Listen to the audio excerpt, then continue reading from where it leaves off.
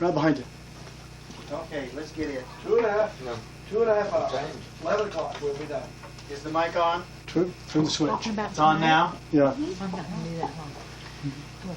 What we're doing here is this is just a way that we have designed to help us create a taping session on various stories. We've asked members of the family and those their partners, if they're interested in commenting on some of these words that we have on the list. And for the sake of Vaughn and Floyd, we'll just send you a copy of the list so that you can see some of the names. But we're asking that the person who is talking get 10 minutes without interruption, hopefully. And then afterwards, raising your hand so that we can move the camera over to you for 2 minutes is all, for those in the audience that feel like that they have something to add to the story that's significant for our taping session. Well, maybe it would be easier if they just went and stood by them. Yeah, by that, so we keep the camera on, that they'd come up and maybe make a quick comment, and then we'll go on. We are a little bit late getting started, so... Joanne, What, dear? how do you fire this tape up to record? You have to put it on. Here's your chance to get some more. Some more? You'll be here? We're going to tape it also, just regular Go get some more. regular tape. Cassette? Each member of the family has selected 5, sometimes 6, and I think we have 1 or 2 that have 7 stories that they're going to tell. But the rule is that we're going to go 10 minutes, and then at the end of 10 minutes, if the members of the family feel like that they're doing real well and you want to give them another minute, then we'll just indicate that, or say, hey, it's over with, and we'll stop and have them sit down. But we're going to start with the oldest in the family, and that'll be Dee, and I think he is elected to do it by himself. Is that correct? Well, we really like to get them in the picture. Why don't you both come on up and... Okay, Bill, you're being unseated. Okay. So that anyway, they'll know who's a husband and who belongs to whose wife if this happens to get into. Dee has selected the following: Grandpa Packard, Frozen Tongue, Grandpa Carter? Yeah, Okay. And Frozen Tongue, Chicken Coop, and on down, and down, Model T, the Hayloft, Jehovah's Witness. There we go. I don't know whether very many of you knew Grandpa Carter. He come down from Canada when we were living in Nampa, so most of you probably wouldn't remember him at all because he's before your time. And he come down with Grandma Carter. Now, Grandpa Carter had an addiction to not early of alcohol, and he used to say that he'd drink alcohol to steady his nerves, and sometimes he'd get so steady that he couldn't stand up. He also smoked, but he'd roll his own, and he'd drink tea. He'd pour the tea into the cup, and he'd have a saucer, and then he'd pour the tea from the saucer into the saucer, and let it sort of cool it so he could drink it. I used to watch this, and when he'd smoke, he used to roll his own, and I'd watch him as he'd roll his own. He got so he's pretty good at it. He could do it with one hand. And but anyway, that was his affliction. But he was a good man, an extremely good man. Grandma, one time she was thinking of divorcing Grandpa Carter, and finally, her mother appeared to her in a dream. His mother. And no, it's her mother. Appeared to her in a dream and says, "Do not divorce Alma, because he's a good man." And so she never did. She stayed with him. They moved to Canada. Do you have that on record? But somewhere? she also said, I don't- put five Is that written?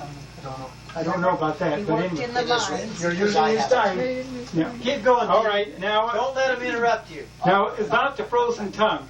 One time I went out to the pump house. Remember we had the old pump house, and we used to melt rubber from a rubber tube to let it burn and drip onto the belt so it would keep running, wouldn't slip. Well, one time I went out there in the morning, and frost was on the pump handle. It looked awfully good, so I put my tongue on it, and it stuck. I couldn't get it off, so I started hollering, yelling. Beth come out to see what was the matter. She saw that I was a real problem, because I was there and had my tongue out onto that pump handle.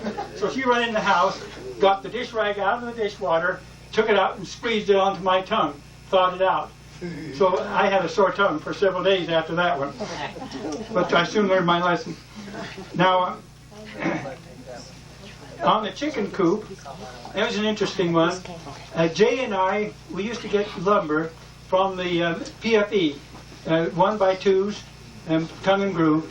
And we'd work on the chicken coop roofing. We were putting this on there, and we were nailing these boards on the roof. Finally, we saw Mom coming up the ladder, and she says, turned to me and she says, "Give me that hammer." So I give her the hammer. She says, "This is the way you should use that hammer." And she 8 penny nails. She sunk a nail in 3 good licks and never missed it. She said, "That's the way you should use a hammer. You use it like a damned old woman." But do you remember that, Jay? I do remember it, except that it was me, not you. It was Jay. It was Jay. It was Jay. Now, as to the Model T, I don't know whether many of you remember the old Model T, the 27 model. Yes. That really had a life story for me, you know. And one time, we had the 27, also a 27 Buick. One time, Dad was the scout leader, or at least had to do with the scouts. And so we were going up to Arrowrock Dam above Boise. And we had the Model T and the 27 Buick sedan.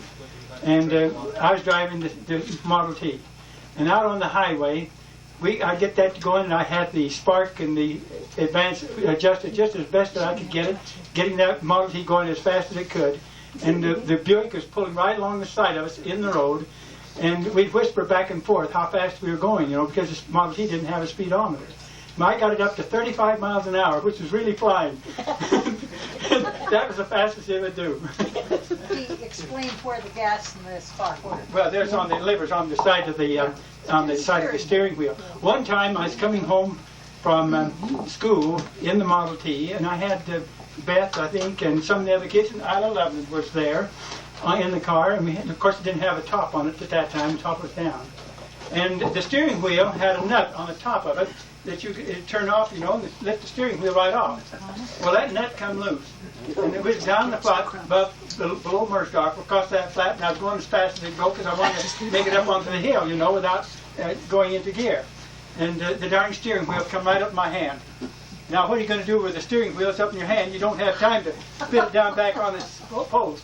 And finally, the thing drifted off into a alpha patch. There's no ditch there. It went off, and I put all the brakes on that I had, which is only 2. And so I got to stop. Didn't do any harm. It scared us all. There's only one change. It wasn't to make it up the hill that he was Going down the hill. You were down in the flat, but you were racing a bird. That was it. I don't That's remember what whether it this was. is bird. I was there, It was going as fast as it go. Okay. And how much time do we have? You got almost 5 more minutes. 4 more minutes. Okay. Then I remember the chickens. I remember Mom with my dad bought. I thought at first it was turkey poults, but it was chickens. And they ordered. They got, I think, 2,000 chicks. And they evidently from the Story hatchery, they got their feed with it at the same time. The feed evidently was polluted or contaminated some way, but all the chicks died. And they replaced the chicks, but I never will forget. Those chicks died, and folks went out the next day, and practically all of them were dead. From that, it was a bad, sad situation. Turkeys were a touchy thing. They were done. You know, when you speak of a turkey, you're a turkey. They meant you were done, because there's nothing dumber than a turkey. But anyway, I got down in the hayloft.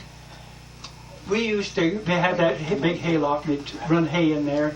And I remember one time when I was riding Old Queen, you remember that white horse called Old Queen?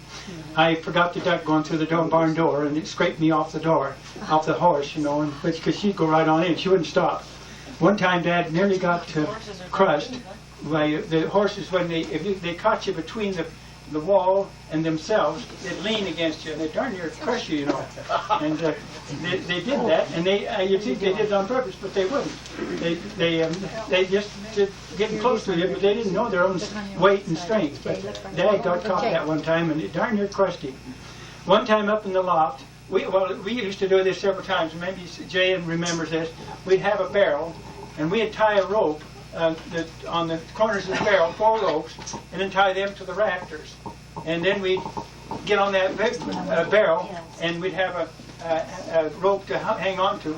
And then a couple of fellas get on the ends of the rope and pull them up and down like that. And it'd buck like worse than a bucking horse. And you had to stay on the barrel the best you could, and you fall off into the hay. And that was fun. That was really a lot of fun. Jehovah's Witnesses. Yeah, the Jehovah's Witnesses come by the house once in a while, and one time they stopped in, talking to Mom, and it was a mistake. And Mom got mad, and she really got put out. You know, she got to the point where she couldn't hold her temper any longer. She was telling them where to head in at, and she wasn't swearing or anything, but she sure is voicing her opinion to them, what she thought of them, and they left. You know, didn't get anywhere with Mom as far as the Jehovah's Witnesses is concerned. See, the Jehovah's Witnesses thought them very radical as far as some of the doctrines and principles are concerned. And They picked on the wrong one with they Mom. sure picked on the wrong one with her. She was a feisty. That's it. Thanks. I have done. That's good.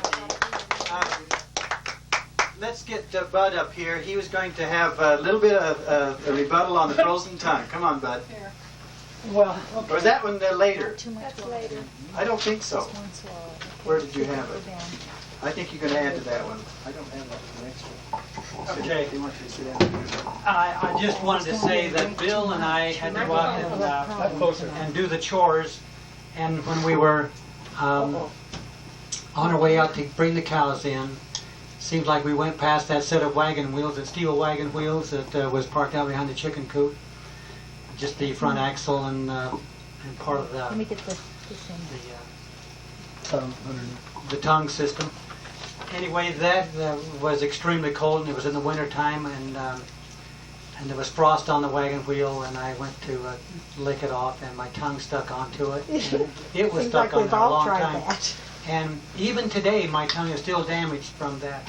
I mean, I don't know, apparently it doesn't grow back on, because when you brush your teeth and clean your tongue, why, that's still real sensitive. I still have a hole in my tongue from that. And we could see the piece of the tongue on the wagon wheel when I pulled it off. Because it burned it very badly. That's all I want to say. Is there any others that needed to add to that? We might have one more minute. What I was concerned about is Beth never thought to get some clean water when she. Dirty dishwater. It's dirty dishwater that got your tongue I off. would have had to prime the pump, bring it up to get some. That's right. We didn't have. It We had. would take that long. We didn't want to take that long. They should have had to grab your tongue and the handle and all to prime the pump. There was a frozen tongue the other day that was on national TV. Real small piece, Donna. Okay, we're going to turn it over to Beth and Wendell. Come on up. You're in the seats there. And you're next. Let me get these in here first. And I didn't bring mine. Now, Beth, you have to hold this very close.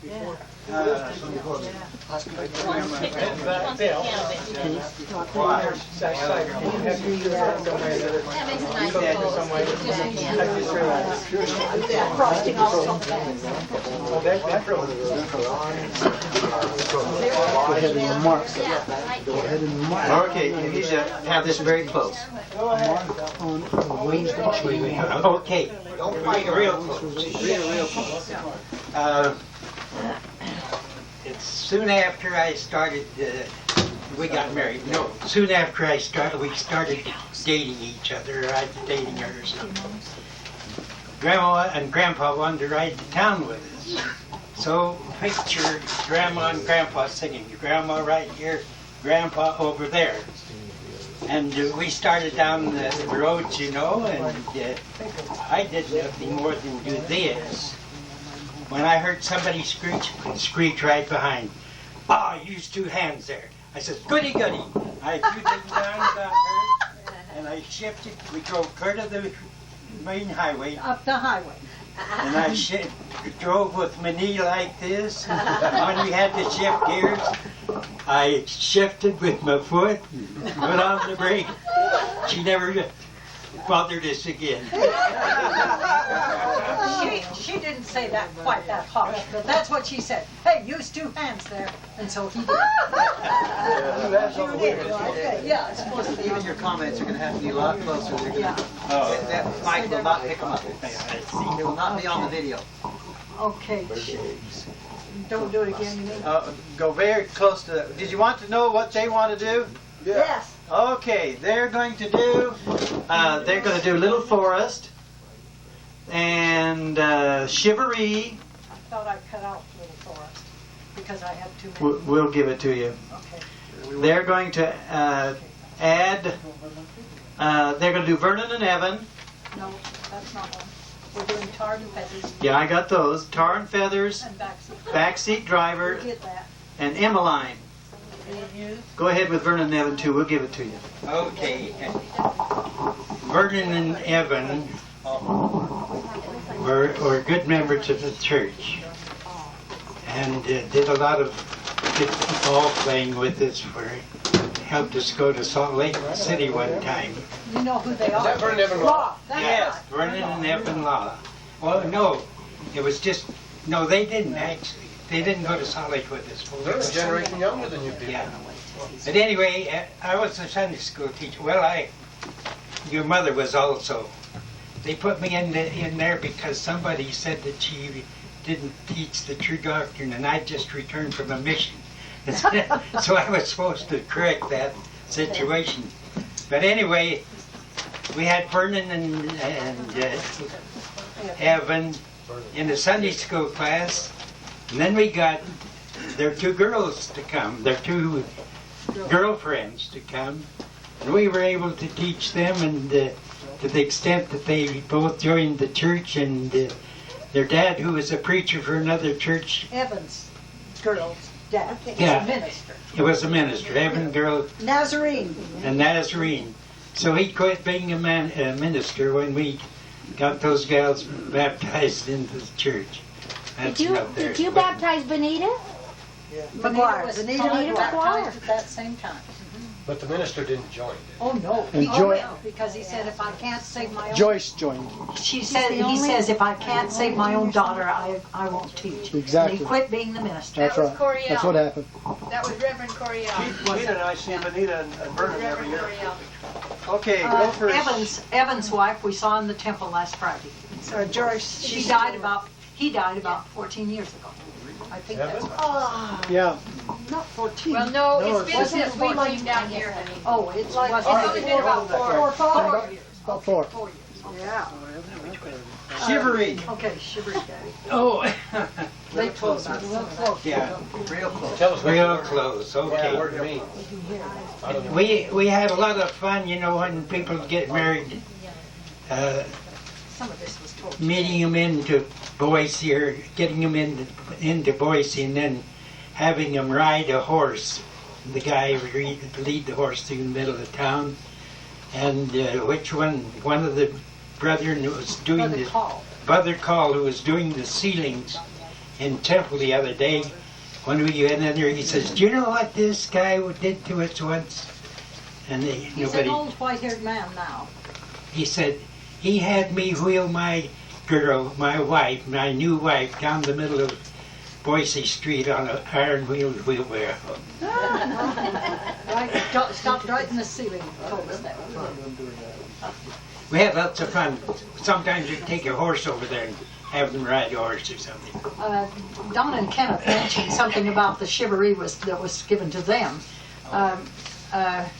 See, when they got married in the Salt Lake Temple, we told them that we would give them so many minutes to leave and get gone, and they said, "You'll never find us."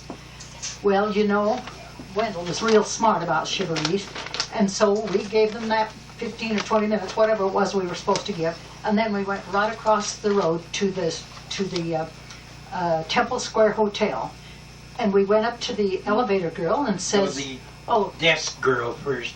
She says, well, you're not allowed to tell. I says, goody, then we know they're here. so then we went over to the elevator and we asked her, we said, well, was there a young newlywed couple that you felt were newlyweds, just came in here a few minutes ago? She said, oh, we're not supposed to say. And Wendell says, well, just take us up to the right floor then. And she did. And then we walked along the hall real quietly. Pretty soon we heard Donna squeal. Squeal. She had opened the suitcase and got her clothes, and there was rice and everything all over, and we heard her squeal. So we went up by the door, and Wendell just stood there by the door. The door it was kind of where I could stand right along. The door opened. The door jamb was like this. And I could stand against the wall like this, and I just stood close to the door. And we heard Donna say something about a headache. And Kenneth says, well, I'll run down. And she says, oh, you better not, because they'll get you, they'll see you. And he says, oh, they don't even know we're this close. So Kenneth slowly opened the door. Just it got open, I went, boom. He stuck his foot right inside the door. And Donna squealed again, I'm telling you. I might mention that we went early and got our wedding license, and then went to the temple, and then they toured us all through the Salt Lake Temple, and I didn't know then I had to eat 3 big meals a day, and I came out with a terrible headache. Yeah. That's a funny excuse on your first night. Your first headache. Tar Okay. feathers. Yeah. Oh, Okay, we got to tell this. Up close. okay. Yeah. Get closer. Right close. That's hard. Well, it was when, after Dad was taken from... Oh, yes. Now I know now what it is. I know now. They used to send the government would send a payment check because Dad was taken prisoner. Taken prisoner when he was over on the island. Anyway, she'd get a certain amount for each child. In different envelopes, All different envelopes. one for each child. And then the government sent a man out. They were supposed to pay a part of that back to the government or something. Maybe the kids can remember. Maybe for... And Taxes. taxes. Anyway, your mother said, I don't know anything. My husband's over there, prisoner and so forth. And she says, you're not getting a dime of it back. I think he made it a couple of 3 trips. And then the last trip that he ever made out there was a very memorable situation. Your mother had them get tar and feathers. They got cans of tar out of the garage. You know, it's a melted tar type thing. Oh, yeah. And okay, go on. And Mom told him, she says, now while I'm keeping him in the house, you kids go out and tar and feather his car. And they did. And they did.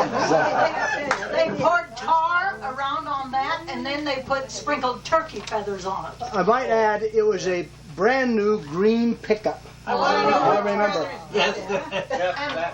Anyway, You know they what never happens come today? back.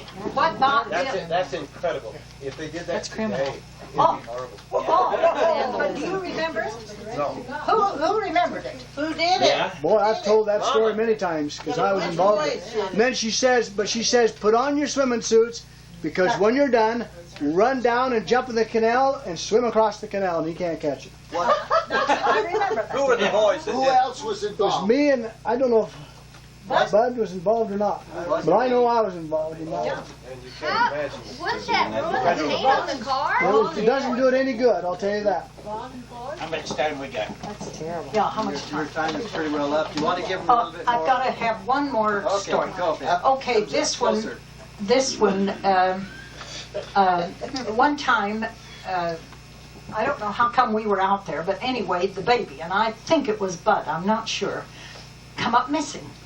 And boy, the first thing all of us thought of was the canal, you know. And so we were hunting all over, just searching and couldn't find him. And Mom just says, Jay or somebody, jump in the car and go up and put boards in the head gate so that, was it Bud? It was Bud. So that when the water runs down, it will stop him at the head gate. And we were panicking. Well, Dee had gone to town or something with the keys to the car. So we didn't have a car that would go. Do you know where we found him? Under the front seat, under the front wheel of that car. If he'd have had the keys, Sleeping underneath. he'd have backed right over it and killed him right there. Yeah. Okay. That was Aren't you Bud. glad I'm saved? Okay. We thought that was a real bear. It was. Is there any additions to this that you have to have, somebody? Now we know why Bud has a big head. Oh. Go back. Okay, Cleo, your turn. And we're going to hear from Cleo now, and she is going to do the following, and I'll just remind her of each one she's selected. Go ahead and sit There's a down. difference. Mine Cleo is number 3, and you are going to do, are you going to do bean flipper? Oh, okay. Go ahead and have a seat there. And then she's going to do newspapers, scriptures, Mom's Burns, and family prayers, and homemade bread. The temple. Okay, I'll hold it for you. You talk. I can remember the time that Donna was quite ill. And Mama told me to go over to Louisa, tell me to take care of Donna. The Candace told me this, that some people come into her room talking about the kind of pamphlets that she had. And then, Candace told me about the sisters that's given her the wrong kind of language she's not supposed to have in the home. So I asked Candace, can I have those pamphlets? She said, sure. Take them all home. So I did. I gave them to my mother. She read them. I couldn't believe the daughter was like this day. Now she's over there now. She's happy and chipper. She's a beautiful girl. I don't Okay, remember let's go bean flippers. What did you have? My family remember the time Jay and I went on the dirt road. We had some marbles in our pockets. Jay told me how to aim of the telephone poles, the insulators on the telephone poles. We shot on I aim every time. I hit him every one. I told Jay, I said, I think that's the law. I think you should never do that. So we did it, and we had the best time we ever had. Okay, we're going to go homemade bread, because Cleo, as you know, made all the bread. She was the master at bread making. So Dee told me, told Mom, said, Cleo, Dee told Mom, said, Mom, I want to take Cleo over to Boise Safety Bakery in Boise, teach her how to bake bread. First time I make bread, the yeast went kerplop on me. It didn't went to so I pulled that all the way, tied again. So I've tied again, and the best bread I ever made was our turns to take our sacrament bread for the sacrament for the people, pass the bread for the people. So I did. Mom would taste that one loaf. It's clear that's the best bread I ever made. Is that one ground whole wheat bread to Mom, for the church, for the bishop, Now, when you went back up and talked about sacrament was for the that part of your deacons. time? So we did that. In those days, as you know, she would make 4 loaves at a time in one pan, and then every morning, 2 pans, 8. yeah, 2 pans, 8 loaves, yeah. Yeah. And the How often was that? Every other day? yeah, and we would I cut the bread, and the older boys would go down and do the chores. And I remember that we had so many. We were making 12 lunches. I remember one time, and we would just spread all this bread over the whole table. And I only had one job in the morning, and that was to butter all the bread. And we would butter both, not both sides of a slice, but we would butter both slices of bread. And then, even if it was peanut butter or jelly or anything, we'd always have to put butter I on want to add to it too when you're through. it. On bread. Yeah. Well, speak right into that camera and just do it. No, that's okay. Okay, Cleo. I just want to add to the bread. Every time I make bread, I think of Cleo. Of all that bread she made, and I have a bread maker, and it was incredible. I can remember you said we cut the bread I can remember we came home and we ripped it apart and we just poured honey over it. Well, or that's when it was butter. hot. Yeah. Oh, it was cold, so you cut. good. That was our snack when we came home from school. But Yeah, it was a I dessert. can remember it was when it was my turn to butter all the sandwich bread. And one time I thought I was doing a great job. And Mom came up to me and she says, "Barbara, you are as slow as a 7-year itch." And she says, and she pushed me away and she started buttering all that bread. And I mean, we had so many sandwiches to make, and I got so sick and tired of those sandwiches at school. Did you? I mean, it was Fruit with and jam jam. on it. Fruit and jam. Yeah. Oh, that's all we had. Some asked me what those pamphlets were, and I couldn't remember. We were stake missionaries, and we loved it, and so we that's repeated one of mine, right? as stake missionaries. Just add And so when the Seventh-day Adventists came, I wanted to pay them the same respect that I expected of people that we went to visit. We need to keep and I going. think they came 2 nights and visited it and explained. I read through part of the book and was not interested. Yeah. Okay, we need to get going. Cleo, the next one that you have down here is family prayers.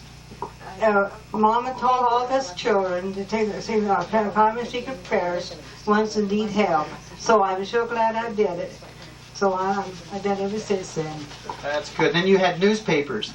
All right, then this is the newspapers about J and also D. So the mom and dad worried about J, especially and D too. D came home, asked Mom, and said, "Where's Jay?" I said, "I don't know. I thought he's behind selling papers. They had the places to sell papers in Napa." So Mom and Dad went, and they saw Jay buys at the bread store, kicking on his head, kicking it so hard, and he'd almost break in. Get some boots, I don't know what they were. So Mom got some, I come home, took him home, and he tied him up with a clothesline. and that day, I said, "Mom, I think that's not right to treat him like that. Tie him up with a clothesline, excuse me, eat him up like that." So Mom went out, and Mom was in bed asleep, but I think I was, or I don't know who it was. So she went out and untied him, Jade had to suck down on the ground, by the grass, by the telephone, by the clothesline post. So he went to sleep that way, and I said, "Mom, we should go out there and take him in the house and put him in the bed." There is some truth to that, because I know it's later on she didn't put tying people to the clothesline. Bill got tied to the clothesline, I remember that. Mine was a post. It was Dad that went out and got Dad got him, huh? Okay. Jay, the reason they're looking for Jay, this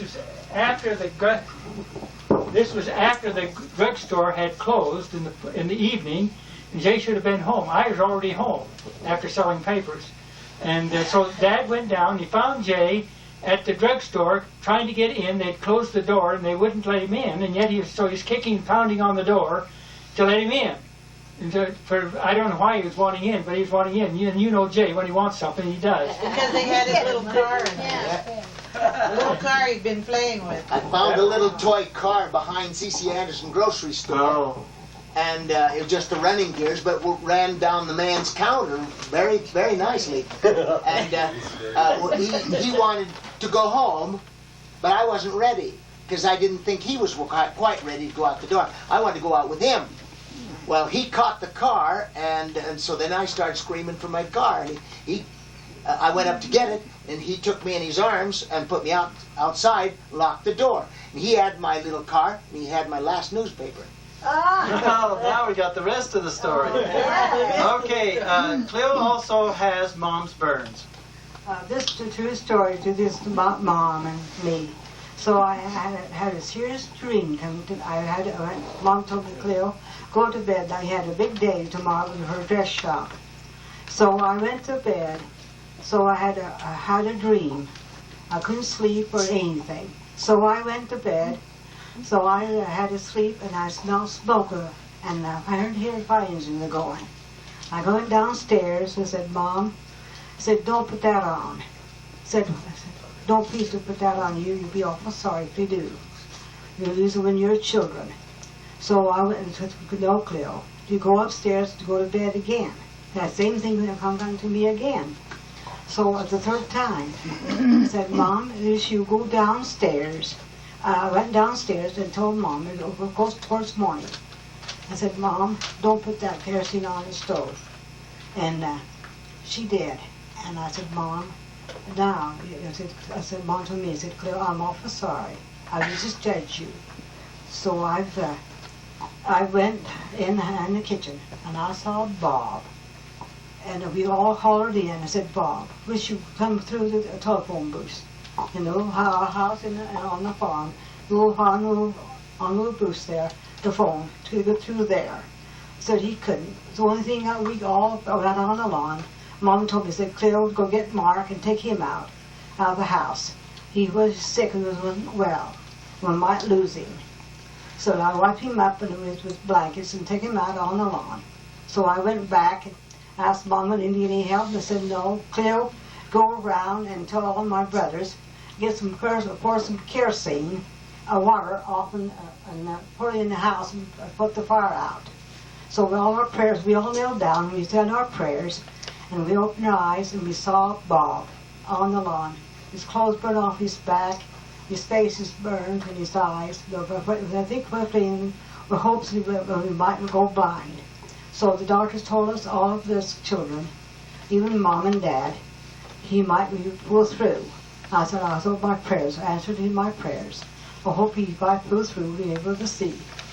My prayers were answered. So I'm so glad he's alive this day.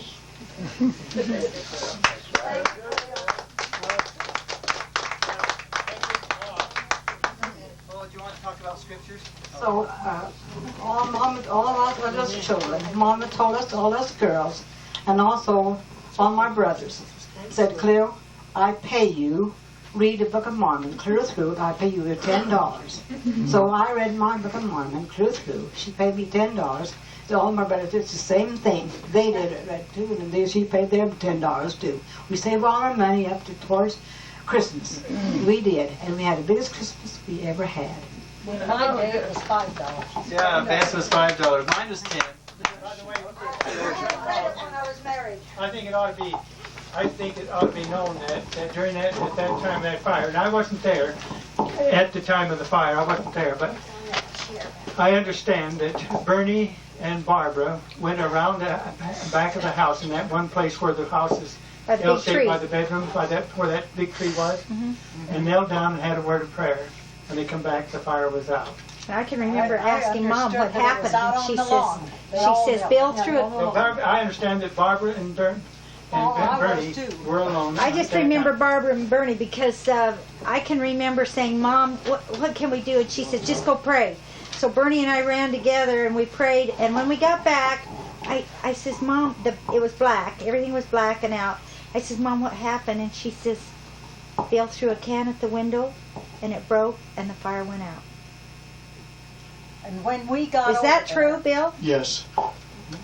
Backing up just a little bit, I was right there at that phone booth. It's a little phone booth about this big, too small to actually pull a person through. But I looked through there, and I saw Bob in the corner trying to stay away from the fire there in the corner, right where that hole was. And I reached in, and I said, Bob, come on over here and I'll pull you through. And then he disappeared. And so I run around to go through into the kitchen to go right in after him. And as I got to the door, he come running out, and he hit me and nearly knocked me over. But when he went into the dining area there, he immediately rolled on the floor over and over, and there was a loose rug there, and I picked the loose rug right up and just threw on. And then when I pulled the rug off, I couldn't believe what I saw. Well, why didn't Dad go Because in the and get skin him? I was- thought Dad was the one that went in and got He him. started, no. Dad did go in and try to. Dad did, but Dad got burnt on the wrist and on the knuckles because he tried to pour water from the sink in some pans onto that kerosene that was on fire, and that splashed it. But anyway, and so, but when I pulled that rug off of Bob, first he started saying, I can't see, I can't see. And the reason why he couldn't see is because the skin up here was down over his eyes. And I just told him, I said, Bob, you're burnt very bad. And we went and got outside. And Well, do you remember, the thing I saw was and I Bob, remember Bob rolling that down Mom the done the grass, first aid. down on the lawn. Mom done the first aid, and she was very, very thorough. And the doctor said that if she hadn't have done what she did, that Bob would have been much worse. But I remember she took some plain paraffin wax, the kind of wax that you use to seal the tops of jam bottles. She used a bunch of that and melted it down and wrapped Bob in some sheet and cotton and wrapped it, and then she took this paraffin wax like she would paint, a thick paint, and started just sealing him. A cast right out of it. And just sealed him. And I remember him laying there on the table and him doing, and she doing that. But anyway, it was an interesting experience. Let me talk to you. Okay, that'd be the last comment. We got to go on to Chase. When we left, when we heard about it and came from Marsing up, we went into the house, into that kitchen. The window was out there by the sink, and the paint had been burnt, literally. The 4, 5, or 6 layers of enamel paint was burned off of all the cabinets, and the plastic clock was hanging in drips. And over the table, and then with the curtains. Well, I have that story pretty well all written down, so let's get on with Jace and Flo. And Jay's going to kind of do all the speaking, is he? And Jay's got to be cut down, and I'm going to time him. Anyway, he's got high pockets, hitching team, gizzards. He's added gizzards and my dinners. He has Buster and bird eggs, all in 10 minutes. Whitey and the police, all in 10 minutes. You better get going. All right, who's going to hold this? So I can hold it. Ready, set, go. Okay. My first one is high pockets. I worked one summer for Clive Walker, and he had a big, tall, gangly, white Holstein milk cow. He called her High Pockets. When we came home, Dad had purchased a cow that looked like High Pockets from the sales yard, and that's as I remember it. So we called her High Pockets. She was a mangy thing, and she was mean. She was a fast kicker and a high kicker. She would raise her leg high and then rake it back very rapidly.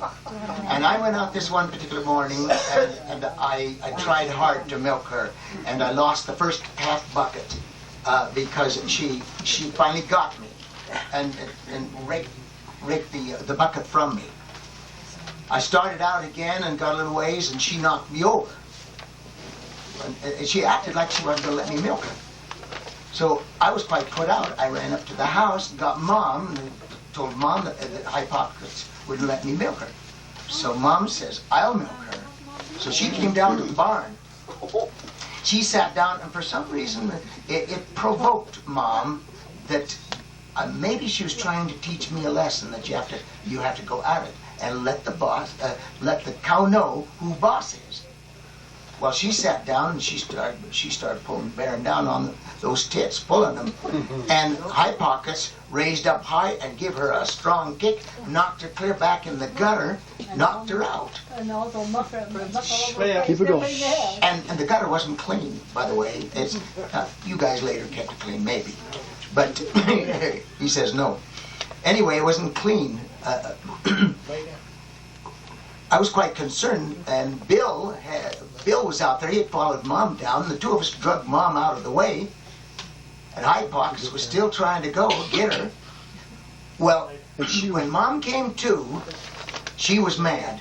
I mean, she was mad, and she called for the hobbles that were hanging on the wall there, and she wrapped those hobbles around the cow. And I said, Mom, let me do that. So I hobbled the cow, and after I was finished, she cinched it up more, and she cinched it up till those legs, her back legs, were bowing in, and they hit each other. That's just below the udder. I said, Mom, she won't be able to stand. But Mom was crying, and she was mad.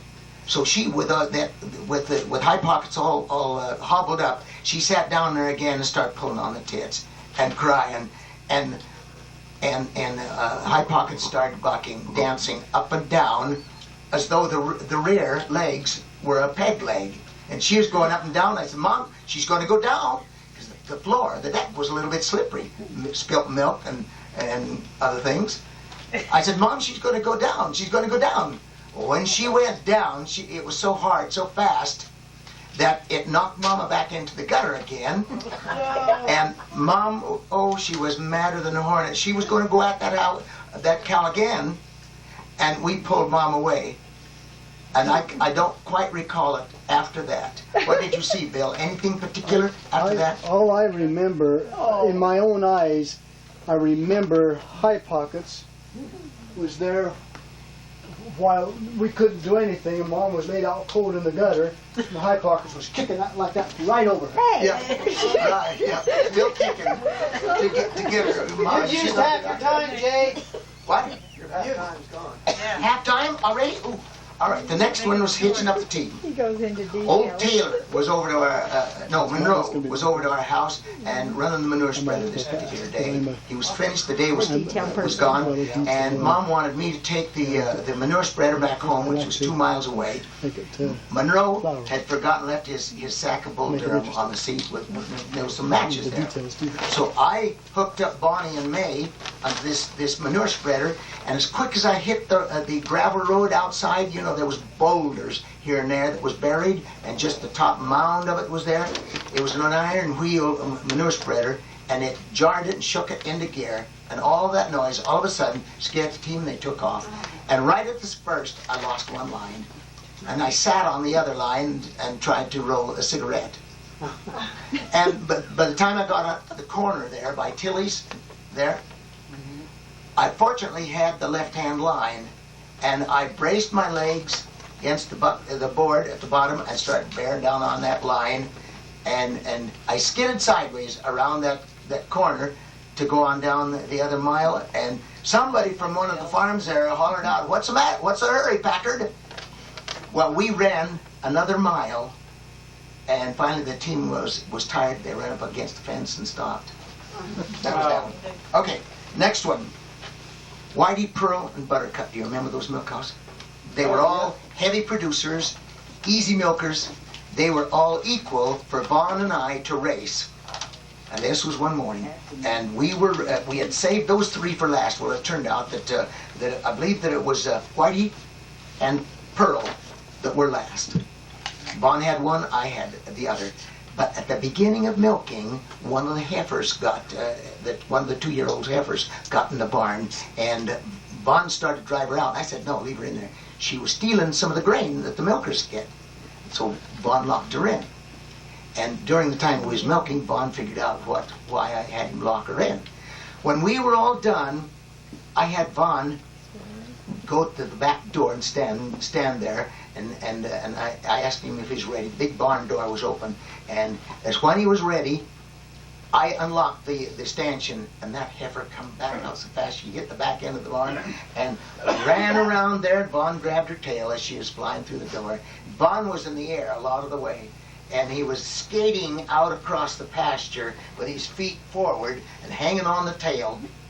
And he ran into a cow pile, and it just sprayed all over him. And he came back toward me, green. He's looking, and kind of half whining. He says, "Jay, I got to go to school." I said, "I think you got to go change clothes first." All right, bird eggs. This involves me and Cleo. It's in the spring of the year, and a lot of things happening. Birds are happy and making nests in the haystack, and Cleo and I was watching all of this. Happy times, a little bit of time on our hands. And she and I knew where a lot of the nests were. We gathered the eggs out of the nests. And Cleo went into the kitchen and got some flour and some sugar, whatever that was necessary. We made bird egg cookies, and we ate them. Barbara and I did the same thing. When Cleo was 14, that's the age that girls kind of run away with themselves. They grow here and there. And she was that way she and I was playing Annie-I-O with the chicken coop. And we'd played there quite a little while. It was getting a little bit boring for me, but Cleo was on the low side, and we were having a good time, especially Cleo. I thought I'd try a trick on her. So instead of throwing the ball up to the ridge and letting it roll down the other side, I threw it to where it would clear and missed the whole coop. I happened to get it right square on the breast. Right on her breast. And I heard a little yell, and then I heard her crying. So I went around there to look at her, and she was holding herself. She said, You hit my dinner! You hit my dinner! Now, I didn't start the story out quite right. Now, the reason she called them dinners is because one day Mom was in the kitchen holding, I believe it was Ron, or one of the babies, and she was nursing him, and I can remember touching it and saying, Mom, what do you call them? She says, well, those are dinners.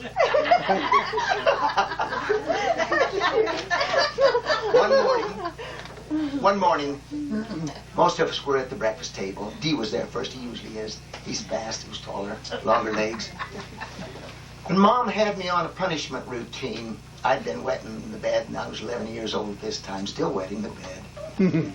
Now, Mom had listened from Nampa to Meridian. She had listened to every woman that had a cure. From here to there, I had tried emulsified fish oil. It stunk from here to there. All kinds of things she had me on. At this time, I was on chicken gizzard skins. Did you ever hear that? Dried gizzard skins. Well, I had to take the chicken gizzard, cut it apart, and just inside clean out all of the yuck that they gather from behind the pigs and the cows and the stuff all over in the yard, and peel this layer off away from the meat, and it comes out about a thin 1/16 of an inch thick, the size of 2 gizzard halves. And I would lay it in a pan up in the windowsill for the sun to come in and dry it out. I had to do this a day ahead of time. Well, this one was sitting in a pie tin, and it was dry. Well, Dee's sitting down there at the breakfast table. You know, he's a little like Mom, explaining. He can make the darndest faces when he sees or smells something funny. I had this this chicken gizzard skin in the pan, and I was crunching it with a great big old dipping spoon. And of course, the pan was just accentuating the sound. And you know how the mind runs away? His went wild. And he whined at Mom, says, Mom, does he have to eat this gizzard skin here while I'm eating my breakfast? I think that's what I got. Gross. Did I have another one? Oh yeah, Bob French. Bob French was the town cop. Big, tall, lean, lanky guy. And Halloween came, and I rode Babe. You remember the gray horse that we had? She had balked on a plow. Dad bought her from a sales yard, but she was really a cutting horse, quarter horse, but grown bigger. And Dad used it for a plow horse. Okay. This needs to be turned over. Okay, go ahead. Right. Your time is up, but we'll go 1 more minute. All right. Okay. I tried it for. We couldn't never afford a saddle, so I always rode it bareback. But I rode her all over, and I rode her into town, tied her up at the back behind at the grade school at the tie-up place. And I was running around town with the kids. Well, that night, hog sheds and outhouses got pulled into Meridian and blocked the main highway. And of course, that brought in the cops. Well, I was running from up around the high school at one particular time, and I would run down through Morrison's yard, down their driveway, and across at Diascutis across the backyard. She had a pear tree in the far corner of the backyard. I knew because I used to go back there to swipe pears. When I ran through there, I ran toward the pear tree because the pear tree was down the alley and toward the grade school where Babe was tied up. When I'm a little short, and old Bob French is tall. I was running down the alley just as fast as I could toward the grade school, and I heard, and then a big thud, and he hit the ground. And like a flash, I could see all what happened. He had hit the clothesline that was strung from the corner of the house to that pear tree, and it spun him in the air. And I was laughing so hard I couldn't run anymore. So I was down on the ground laughing, and the night ended. And several days later, Bob French was at the high school. A big play was on, and I was doing my part. And unfortunately, I laughed again, and he put it together. He put it together, and he came in class that afternoon, and he said, I told Mr. Hewell, Mr. Hewell? Yeah. I want to see Jay Packard. And so when I went out to see Jay Packard, I was charged with willfully endangering the life of an officer. He wanted to lock me up for that. Jay? Okay, Connie, you're on. Who's the next oldest? Well, we have Don and Kenneth going up, and they have chosen athletics, oranges, sugar beets, herding the cows, duck hunting, and prison camp. Here goes. Oh, and Boise River. Okay. No, I'd like you to first. Hold it closer. There's a couple of things that I would like to mention. One that isn't listed on here, and that is when Mom Packard came into my office there in my dental office there in Meridian one morning, just a storming mad. She was just boiling over. And I couldn't quite figure out what was going on. I was busy with the patient, but she wouldn't even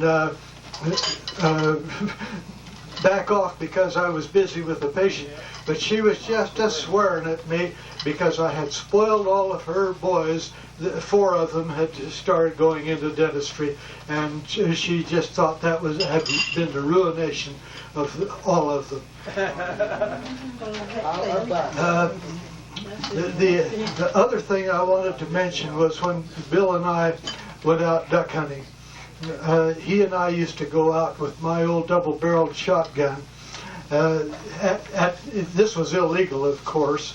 In the middle of the night, when the moon came up, many ducks would land out there on the pond, right a short distance from the canal.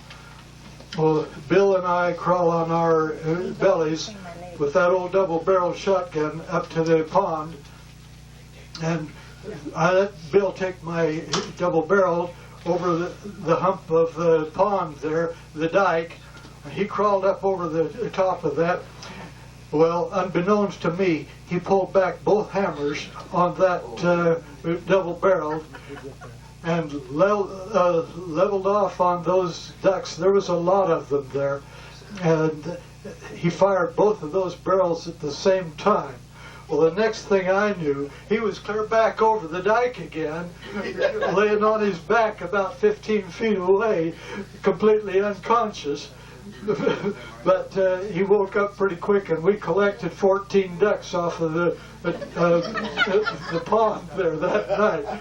All of it completely illegal, but I don't think Bill will ever forget that. With one shot and prison camp. Well, all of you have heard about the prison camp with my experiences with flying over to Niagara in the B-29 one night, and we got up just at daybreak over Niagara and dropped bombs all over that place. Well, of course, the Japanese wouldn't let us know where the prison camps were, so we had no discretion as to where we dropped our bombs. So we just strung a string of 212 bombs out across that entire city.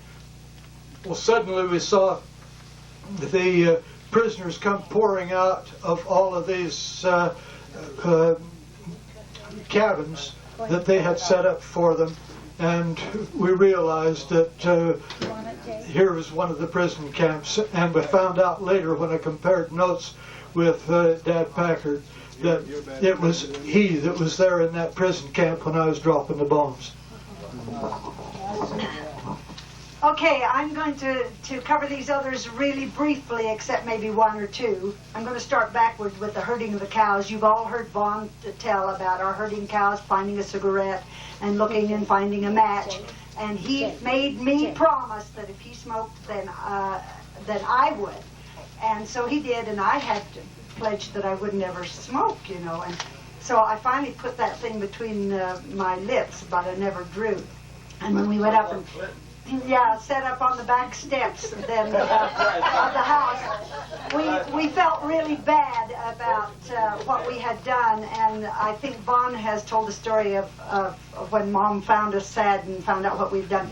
Then she had us spank her. I didn't remember doing that to her. It must have been painful, but Vaughn remembers that. Okay, on the oranges, you all remember that we never had an orange nor a banana except at Christmas time. And I think this one Christmas we had 2 cases of oranges because I asked Mom if I could eat as many oranges as I wanted. And I sat there, she said yes I could, and I sat there and ate 12 oranges, one right after another. I loved oranges and still do. Okay, I'm going to tell you next about the athletics, just very briefly. We were doggone good athletics. For as little as we were, all of us were really good at school. And it was because I tried to keep up with my brothers. I was pretty good at jumping. But I remember I always had a handicap. You know, I'd run and I'd jump with my left foot over first. But it was forbidden for us to wear pants like this. Mom never would let us wear pants. So I'd have to always gather my skirt up under me as I went over. And I remember one time I didn't gather it good enough and ripped that skirt clear off me as I leaped over the fence, barbed wire fence. On the Boise River, Kenneth and I skipped school. Mind you, I was 16 when I met Kenneth. And I skipped school, and we went walking through the Boise Park, and he picked, illegally, a talisman rose and put in my hair, and he bought me what was it when we were married for our picture? I have, what was that, white... Carnation? No, gardenia. A gardenia. He loved giving me flowers until I found out I was allergic to them. Anyway, we went and sat on the Boise River on the bank. Junior Dennis Park. Yeah, at the park. And there were 3 dimes, 3 new dimes sitting there. So we kept those as our souvenirs, and later he took them with his dental expertise lab work. He took those and he made a duplicate mission pin, one of his mission pins for me. And then it was on that riverbank that he asked me if I wanted to get married then or after I got out of school. And I didn't know, and I said, I'll go ask Mama, and that's what I did. Okay, now on the sugar beets, I'm going to take just a little longer on this one. How's my time going? What you got? 2 minutes left. You're taking 6. Okay, I want to tell you, we all did the sugar beets. We all hated them, but that was our extra source of income. And I remember we had this great big Farmall tractor, the big, huge one we thought, and the little Ford. And I had the Color Pack. This was a round thing with spikes to break, sort of like a harrow. And I had that behind me, and this big Ford tractor with the great, huge Farmall, the Farmall with the great, huge tires. And I had been to a midnight show with Vaughn the night before, and I was singing at the top of my lungs, "Can this be me, feeling so happy-go-lucky," Betty Hutton. Trying to keep awake, because when I came down that hill where we were doing the beats, there was the big drain ditch, and if I didn't stay awake, I'd go right into the drain ditch. So I was singing at the top of my lungs. And when I got up the top, I thought, I wonder if this thing really would be effective in a fast turn. and I just took that wheel and flipped it, and it just went whirling around and tipped that color pack right smack over the tractor. Well, all I could see was this big spike in this terribly huge, expensive tire. And, you know, I was a Packard and couldn't cry. Packards weren't supposed to cry because Dad cried so easy. Mom was always mad at his crying so easy. But all the way back to Beth's house, I was crying inside. And I found Wendell, and I told him I ruined the tractor. And he walked up there, and he never, ever scolded me and said, "You idiot, what'd you do that for? You ought to known better. Don't you know this tractor wheel would cost us $500 and we don't have any money?" And that's what, you know, he could have said, but he never did. He said, "Well, let's see what we can do." And I don't remember exactly how he did. He might can tell you. But he got that spike out of that great, huge tire without ruining the tire. And I went right ahead doing the color packing the sugar beets. Now, Wendell, how did you get that tire off, that spike off the tire? Oh, I'll never forget that. I remember the incident, how you brought it up. Yeah, oh, I felt terrible. Okay. Did you do the herding cows? Yeah, that was where we found the cigarette. And smoke. Okay, that's Donna's. Take these back. Good. Okay. Very good, Donna. Very good. I don't think so. Okay, we have Ronald and Jean. We're skipping Vaughn and Floyd since you're not here. Okay, Ronald,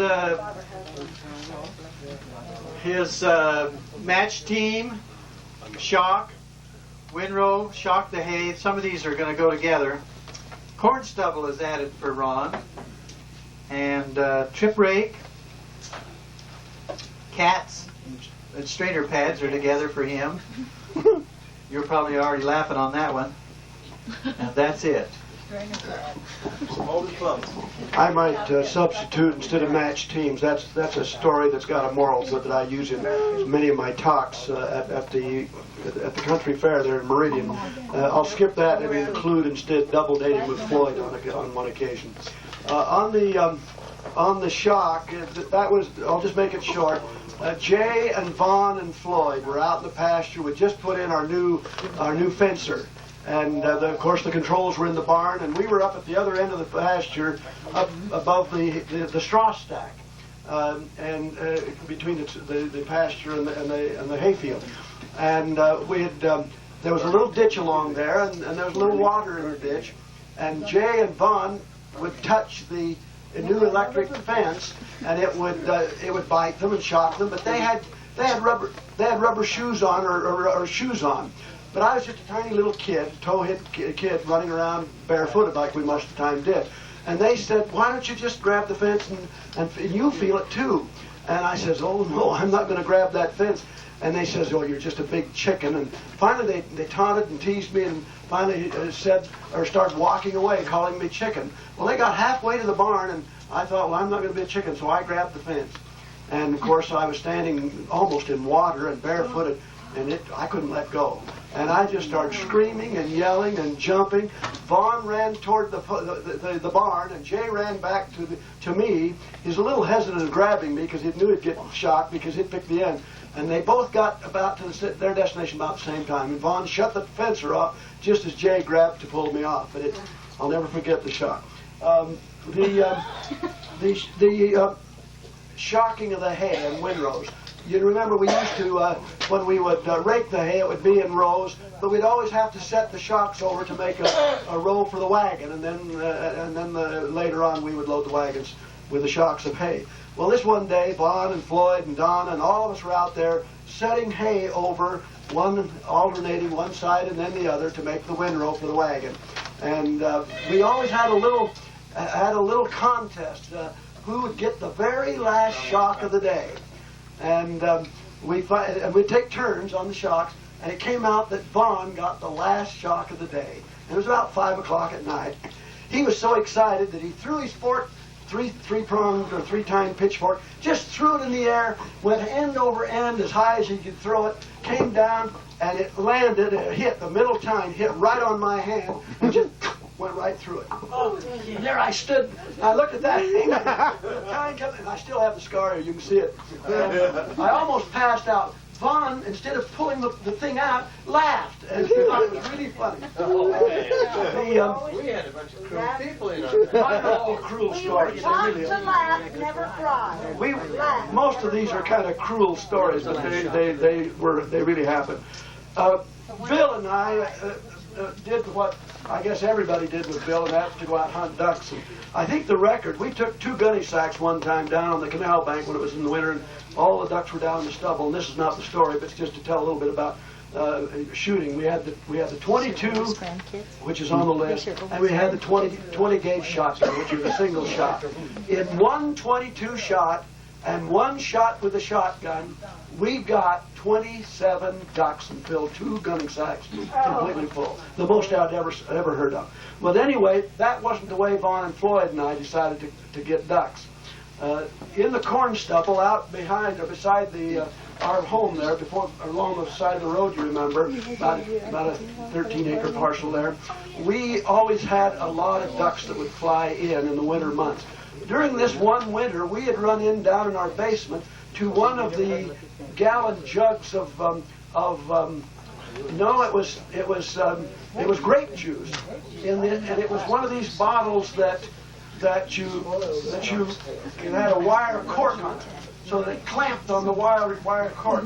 Mom sent me down to get one of those gallon jugs when we had visitors, and I didn't know what it was like, but I was tossing this jug up and down and catching it like a football all the way up the steps out of the basement. So when Mom opened it, it just shot up and hit the ceiling and sprayed like an umbrella. And I learned that was fermented. It had already fermented. So Vaughn and Floyd and I, the next weekend, it was a winter day and there was snow out on the ground, we went down and got one of those half-gallon jugs that was fermented. And we soaked a bunch of corn in that, just on we shelled off of the top, in that fermented grape juice. And we took it out and spread it out around some other corn cobs in this corn stubble. Well, about noon the next morning, the next day, we went out there, and there was about 8 ducks that were just waddling around drunk as skunks. We caught those ducks with our hands. We wrung their necks and put them in the gunny sack and took them in, of course, for meat and further down on the feathers. And that's the way we learned how to catch our ducks. Did you get drunk from that? No, I never tasted the stuff. I was pure. But those ducks on the rake, this was a runaway. I was out raking on one of those big iron wheel rakes, you know, the tall iron wheel rakes. And they're pretty rough. And there was a trip rake. And I was raking hay, and something spooked the horses, and they took off. I was just a little kid. And they hit just before they got to a ditch, one of the irrigation ditches out in the field. They hit one of these big dikes that we used for irrigation, and it bounced me clear up off the rake and in front down onto and they were running at full speed down onto the tongue, and I grabbed it and fell and finally hit the ground. And I found myself in the rake rolling with the tines down, you know, just rolling like the hay would roll, going full speed. I thought I was going to get killed. I really thought I was going to die. Well, the horses hit that drain ditch, not the drain ditch, but the irrigation ditch. It bounced those big wheels so high that the trip went up, and I was tripped into the ditch. But the horses went on, and I hit a fence post, and it stopped them. But that was my biggest runaway. I had 2 or 3 during my lifetime.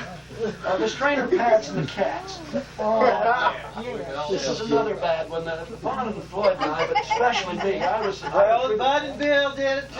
Bud was the worst one. Sometimes I did it. Well, I kind of regret it right now because it was not a good thing to do. But we just the fencer went right through our cow barn, and there was the live wire was just above where we walked along behind the cows to milk the cows, and so we would the strainer there was a strainer pad about 6 inches in diameter, was in the bottom of the strainer that we put our milk in to put in the milk can, and that pad, of course, at the end of the milking was solid milk except with a little cotton that was used for straining.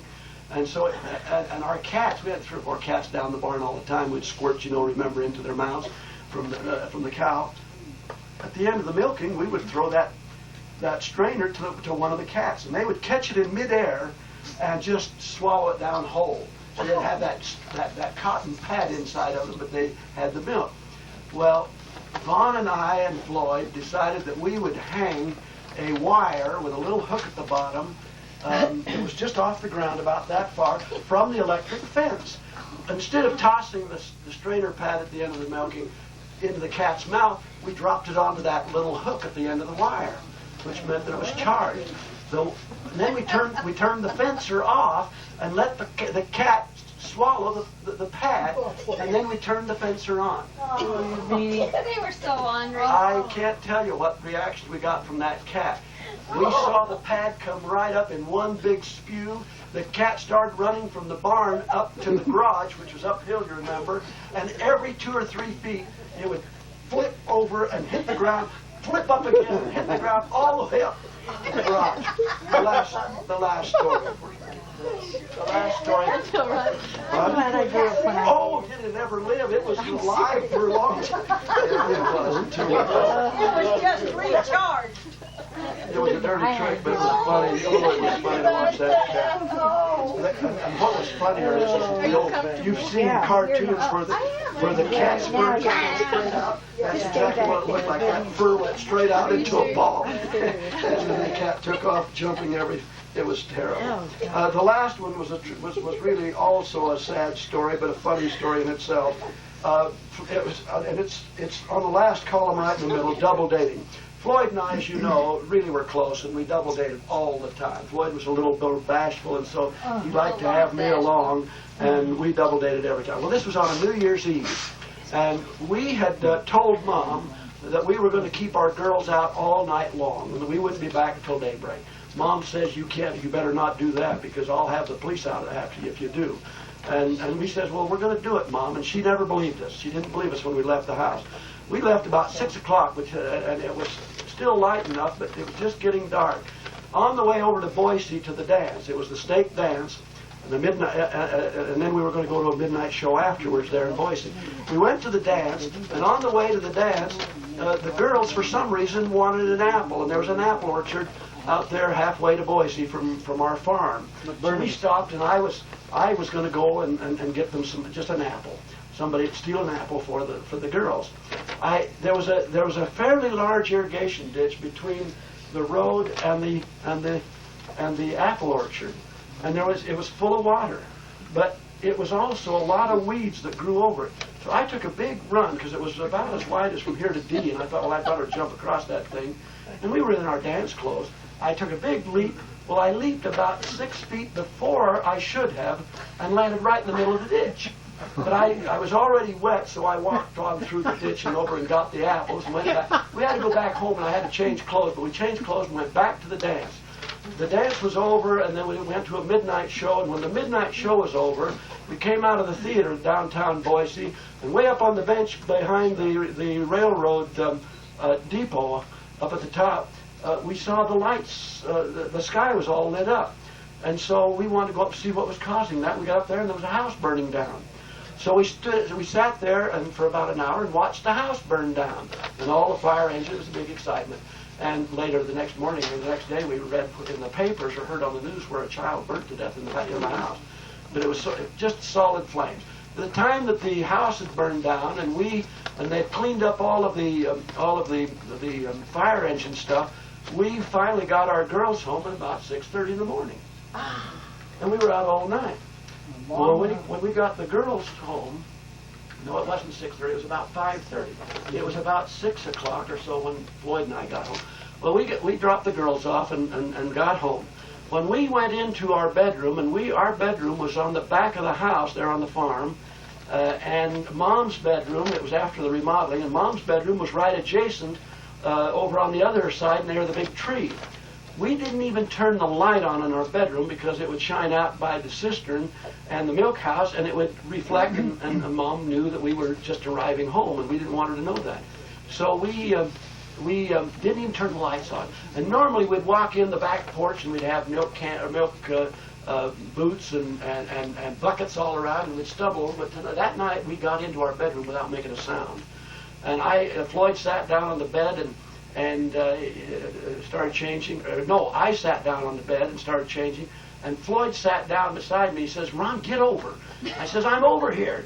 And he reached up and flipped on the light. He had sat right on Mom's lap. She'd been waiting up for us, and she was hopping mad. And she just sputtered and spouted for 30 minutes, saying, "What do you think those parents?" They were Latter-day Saint girls. "What do you think the parents of those girls are going to think of the Packers?" And all of this. And she says, "And not only that, I think one of them have got the police out." And we found out the next day that they did, looking for us. Well, anyway, she was so hopping mad, she went on for at least 20 minutes.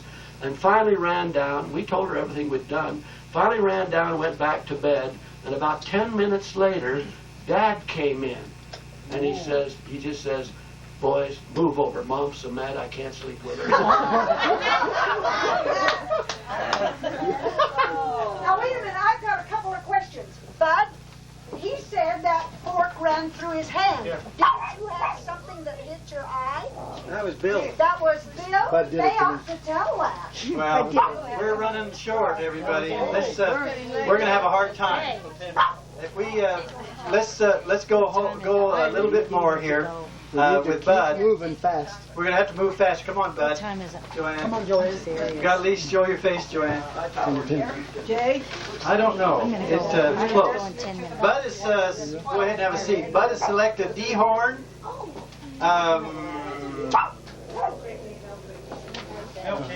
milk cans, 41 Buick, chapels, You ready?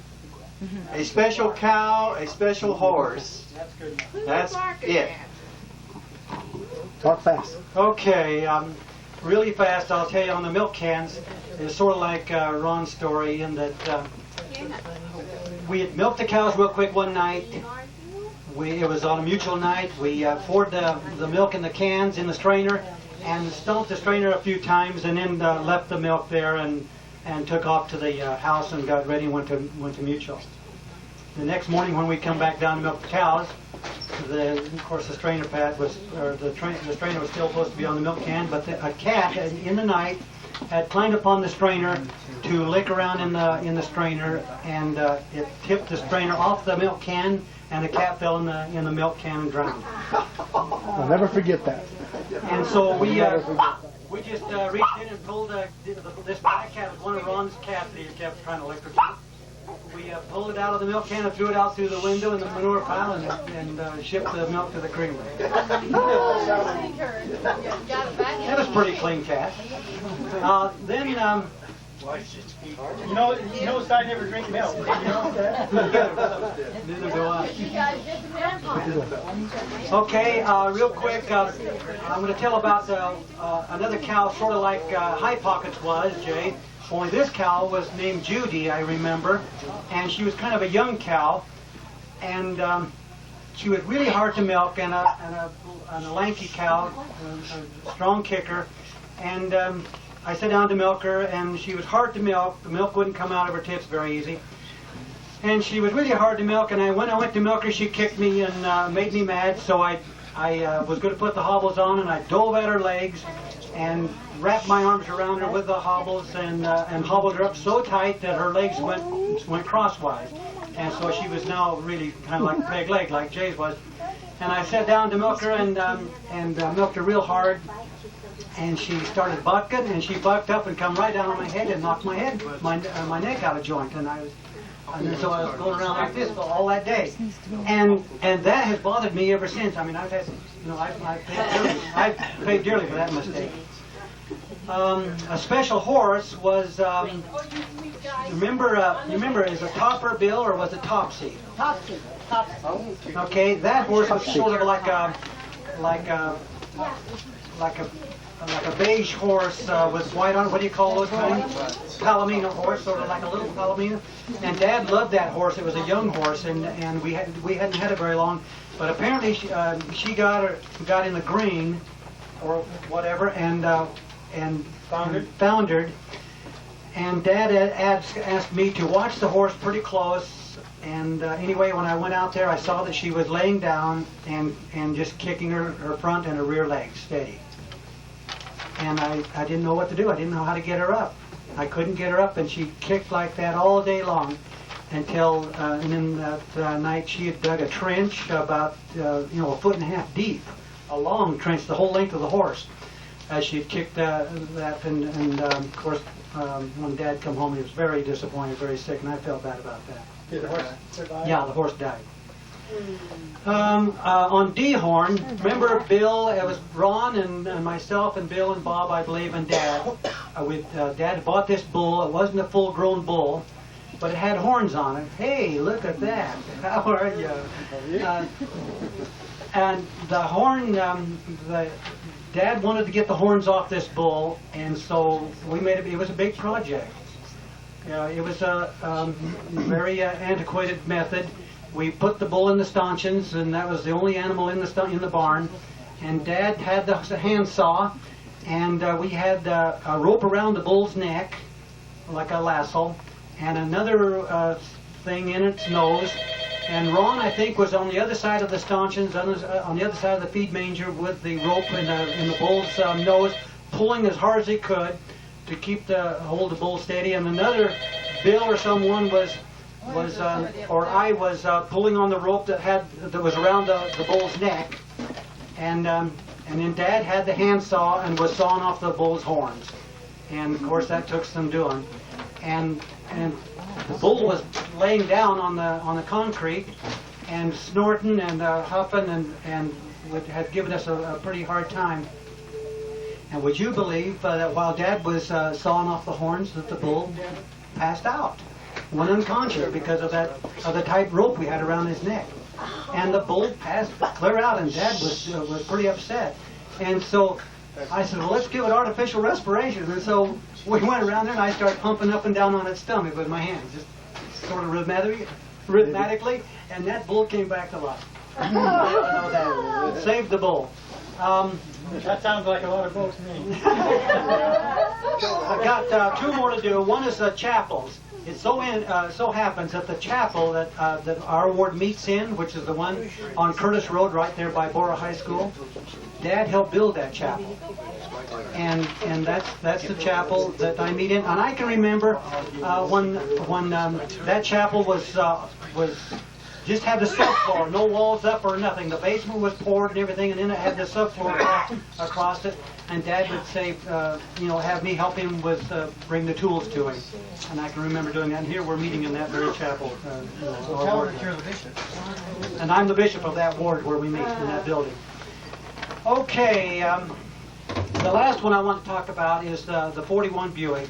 Remember, the 41 Buick was a two-tone green, four-door sedan. It was just a wonderful car, and it had a trailer hitch on it. And we would those who were leader in the home, leader at the house at that time, would be responsible for backing the Buick down to the barn with the trailer and the milk cans behind the Buick, and to load up the milk cans or to unload them, whatever the case was.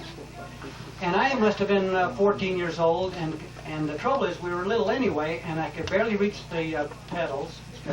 It was a standard transmission, it wasn't an automatic. And when you'd go to back down, and the thing would start, the trailer would start to jackknife, well, you'd have to hurry and stop the Buick, hit the brakes so that it wouldn't, because the trailer would come clear around and smash in the rear fender. And of course, we even dented the fenders a little bit. And then when you'd hurry and stop the brake, you wouldn't be able to quite reach the clutch, because you had to push the clutch in and the brake in at the same time. And I couldn't quite reach them. And when I'd hit the brake, the clutch not being completely disengaged would kill the engine. And then when you killed the engine, you had to get it started again. And in order to start it, you had to get your sloop way down the seat and push the clutch in and hold the brake at the same time, and also get your foot on the gas pedal and start it. And you also then had to get back up so you could see out the door or the window, so that you could back it up straight. Because now you had to pull it forward in order to straighten up the trailer because it was jackknifed, and it was real steep right there at that spot because of the way the barn and the contour of the ground was. How old were you? 14. Brand new driver's license.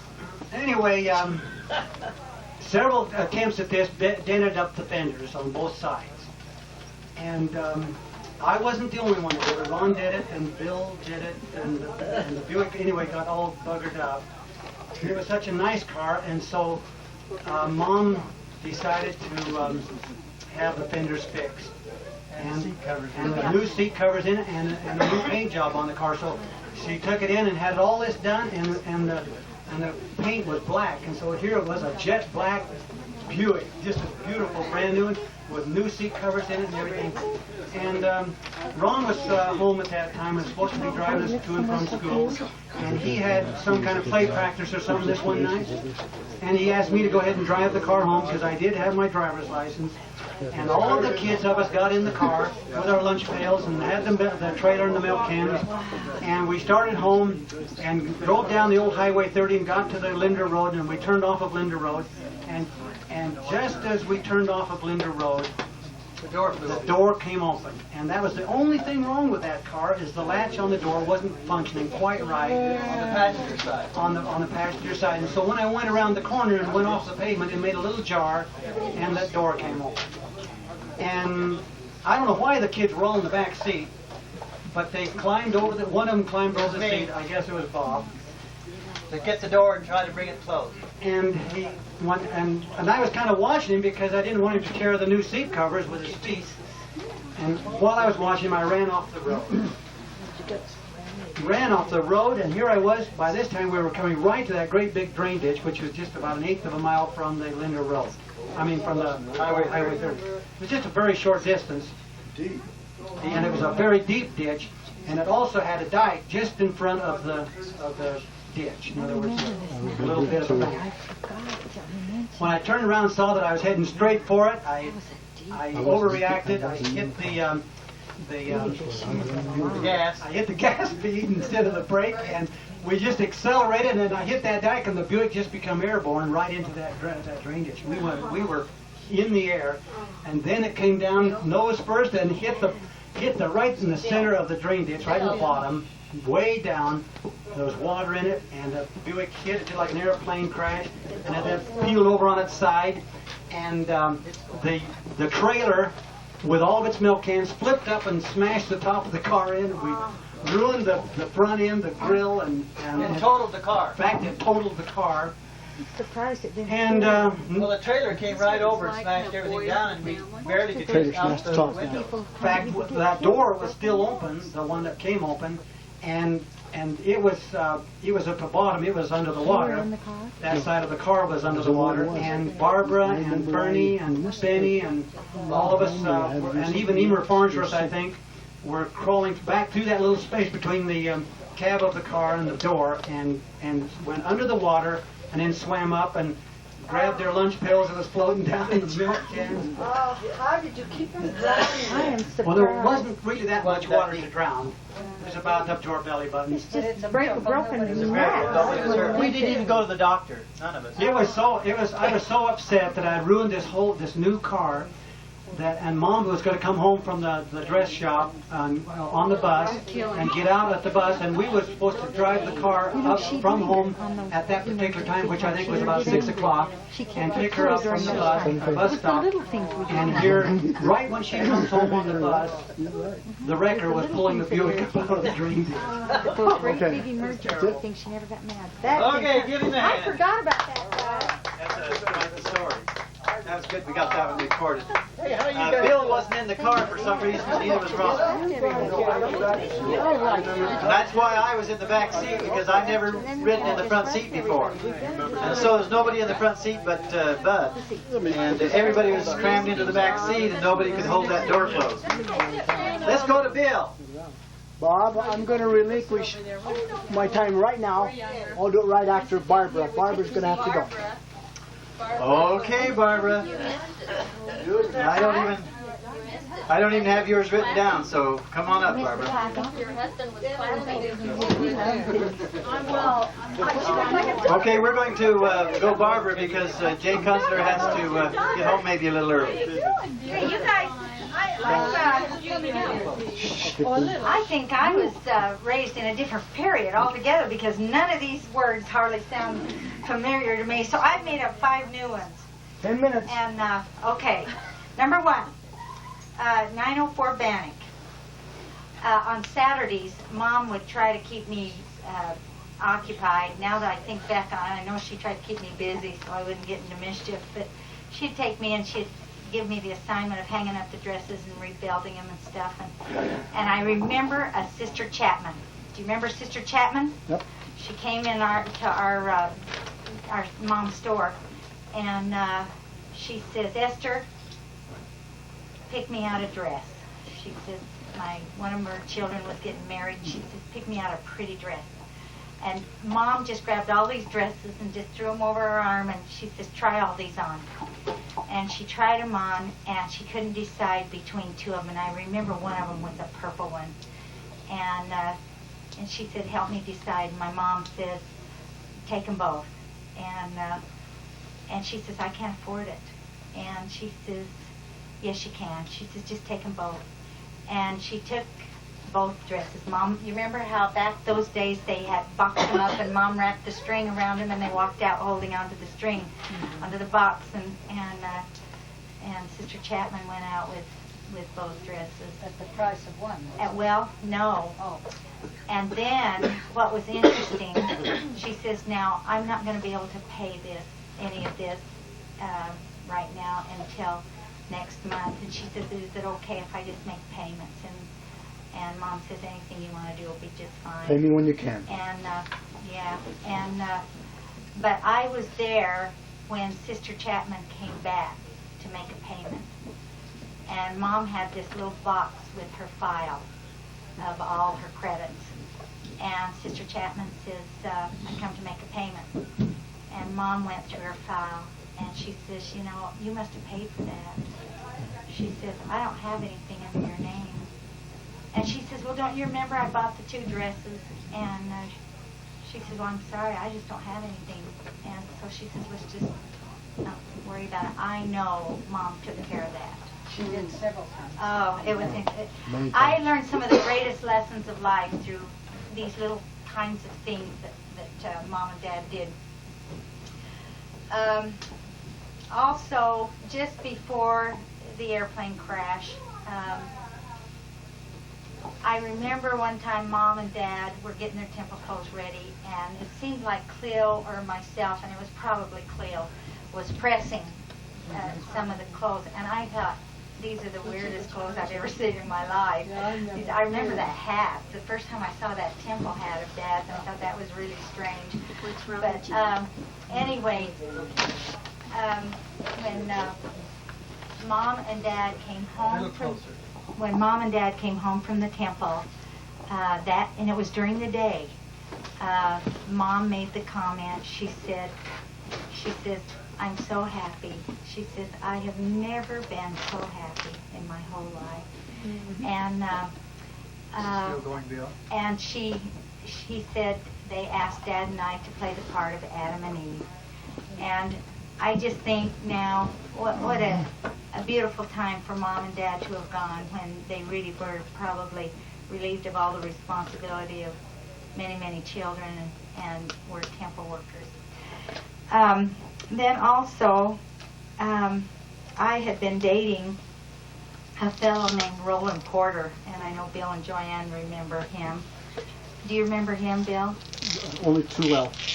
Only too well? He, you know, the family didn't think so, but he really was a neat kid. And from what I understand, he's a dentist today and very successful. He was quite quiet and quite reserved, and for some reason, my dad didn't appreciate me dating him, and his name was Roland Porter, and he lived in our sister ward, and so I did spend quite a bit of time with him, and we even went out to Park Valley together on the very day that we were with Bob and Talmadge and Bill and Joanne and the very day that I met Jay, and we had our first fight that day on that ranch, Roland and I did. And I never went with him after that. Fortunately, Jay asked me out right after that, in fact, the very next day. But Dad was with me and on one occasion, and he says, "Why do you keep dating that guy?" And I says, "Well, he's nice, Dad. I like him." And he says, "Why do you like him so much?" And I said, "I just do." And he says, "Well," I said, "he's just a good person." And he says, "Well, what's he good for?" And really, Dad thought that he just was good for nothing. And you know, Dad, this was after the airplane crash. Dad had a lot of wisdom in him right at that time. And then I had my first date with Jay, and he brought me home after the day. We walked into the house, and Bob and Talmadge came over, and we played Seek the Gospel, and I just really drew some beautiful conclusions that night of Jay, because I always thought Bob was the most intelligent person in the family, but then I decided that night Jay was just about as intelligent.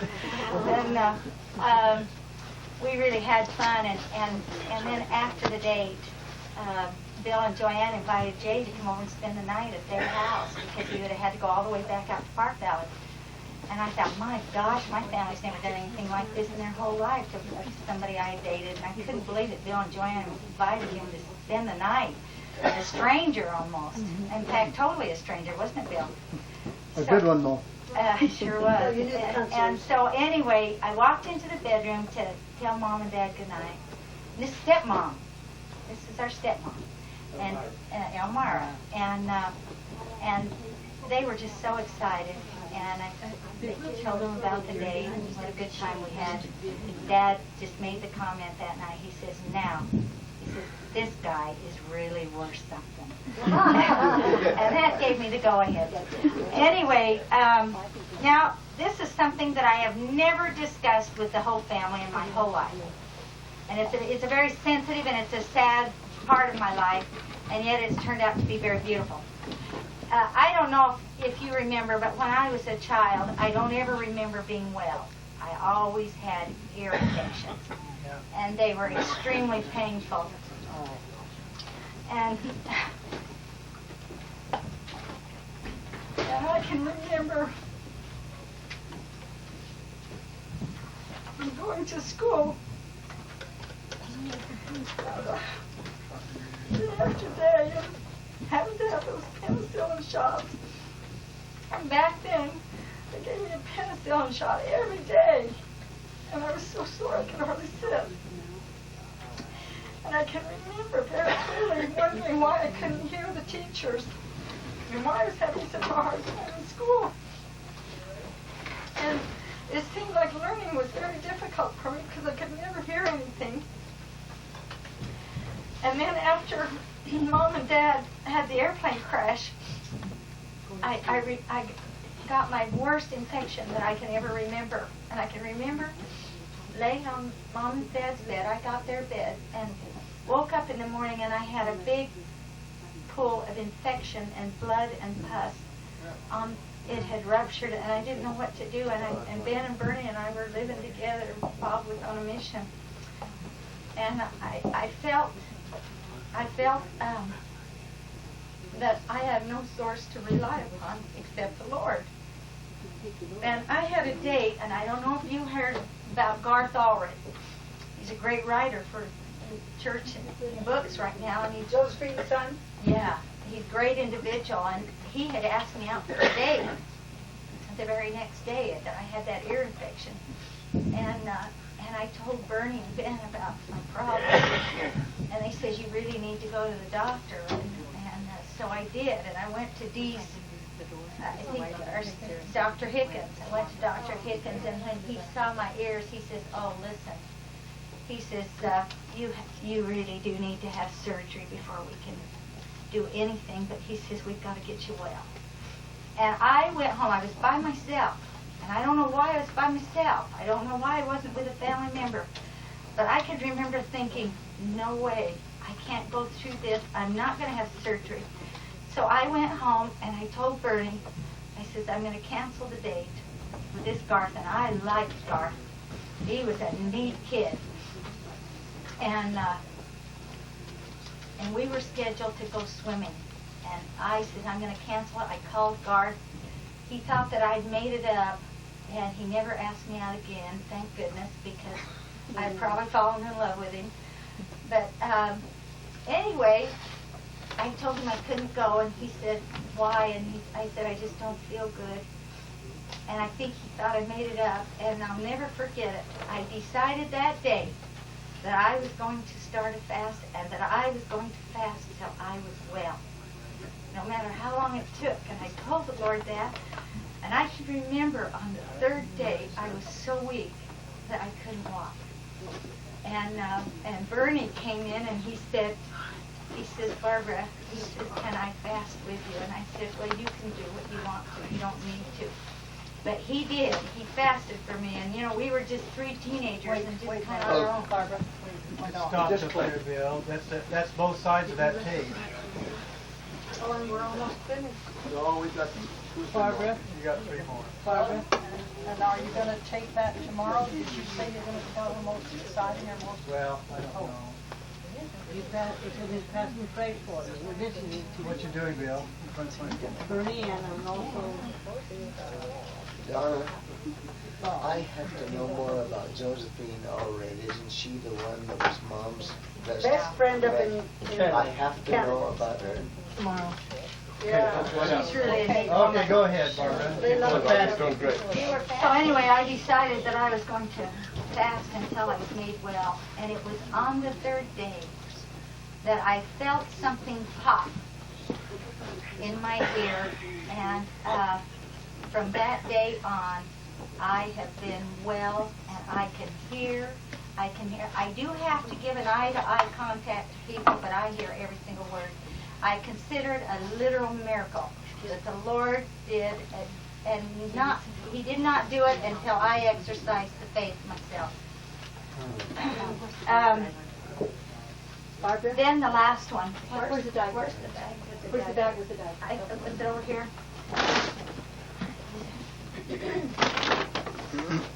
Anyway, the last one is very beautiful to me too.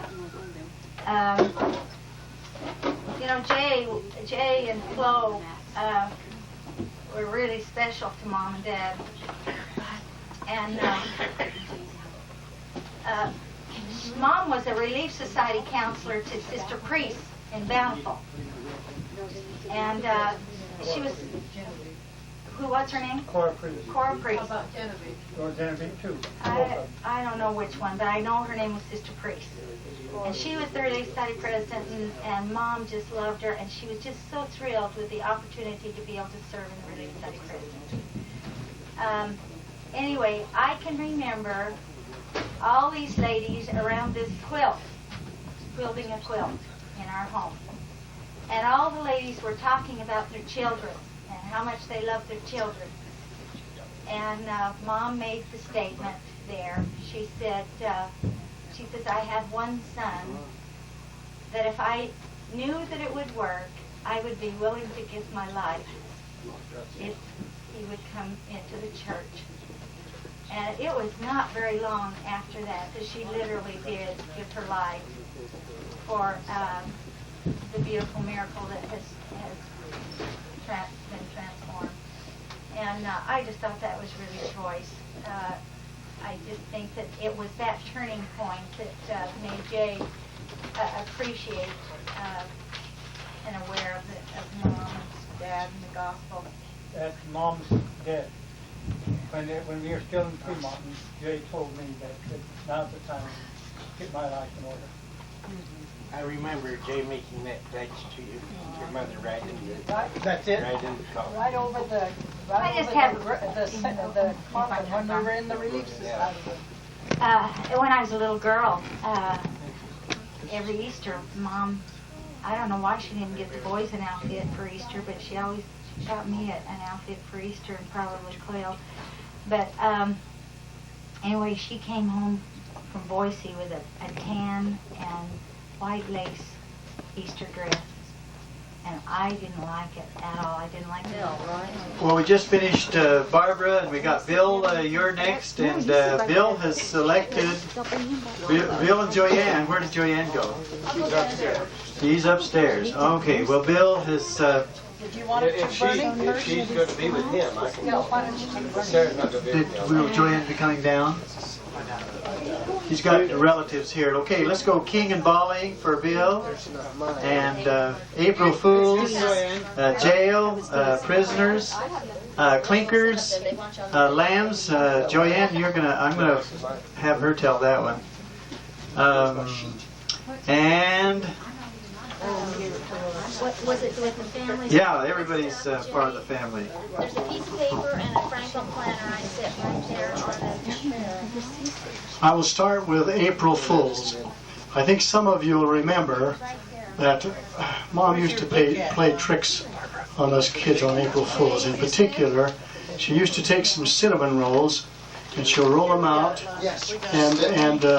and she would, before she would roll them up into a cinnamon roll, she would take some cotton and spread cotton inside the cinnamon roll and then roll it up and bake it.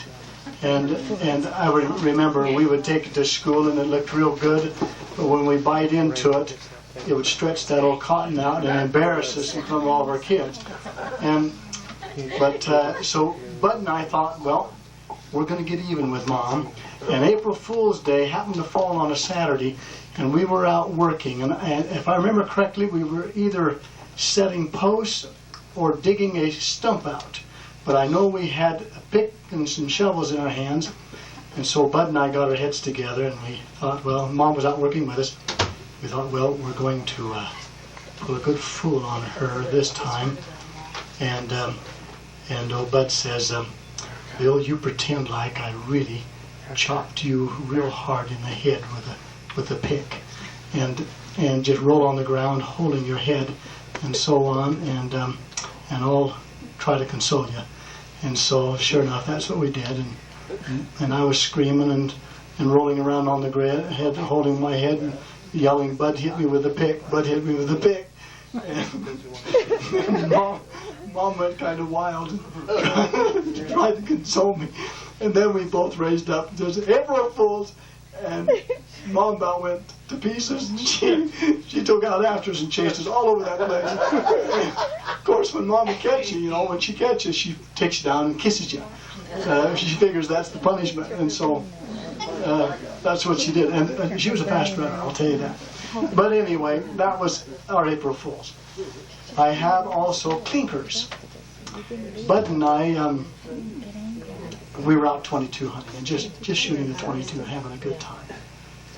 And we come home late, too late to do the chores. And Mom was all been out of shape and upset. And we had a good half a box of 22 shells left in our pocket. And she says, give me those 22 shells. And so we gave them to her, and she just ran down and threw them in the furnace. And so old Bud and I, we just kind of kept quiet. And the registers come out into the kitchen and into the living room and so forth. And all at once those things started going off. Started going off, and the smoke and the soot started coming out of each one of these registers. And Mom, she says, what's happening? What's happening? And she thought that the place was going to catch on fire. But we finally explained to her, you shouldn't throw shells in fires. And let's see, and my third one is jail. We went to MIA. This is when we had MIA on Wednesdays, and I was just a little deacon, just a new deacon, and I had to find a way home. I don't know who all was with me, but I think I was the only one in the family. It seemed like I was, but I had to find a way home, and so in finding a way home, I found myself with several of the priests of the ward. There was Vernon Law and Evan, and there was the Calkins boy, and there was, I think it was Francis Farnsworth. But they had 2 or 3 22 pistols in their in the car, and so they walked down through. They drove down through Meridian, shooting out these street lights, and they were shooting these street lights, and I kind of enjoyed watching them do it. And so, but anyway, they got caught. Bud McGill went and caught them, and they put us all in jail. The camera will pick you up right there. There's the speaking right there. It was no good. And they put us all in jail, and here was this little boy, 12-year-old boy, in jail, and the policeman kind of felt sorry about that one, and so he called Mom. And here Mom came in, and she got me out of jail, but I'll never forget, I felt so sorry for those other boys behind the bars, because she really chewed them out. Royally. And anyway, and the next Sunday happened to be a fast Sunday, and so and of course the bishop got the kids out of jail, and in that fast Sunday, these boys, one by one, stood up and publicly apologized to me for setting a bad example, and for also to Mom. And I'll never forget it, but they apologized. All those boys turned out to be excellent boys. That's my experience in the first time I was in jail.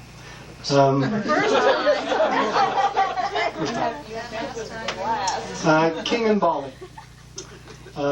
Dad did not like Bali. Bali could not keep up with King. It wasn't a matched team. And so and I believe I was about 6 years old, or 6 or 7. This is before Dad went into prison camp. Dad was down harnessing Bali, and I was up with a little bottle of water there by the chicken coop, in front of the chicken coop, in the early morning sunshine, and drowning out these little tiny earth hornets that was in the ground.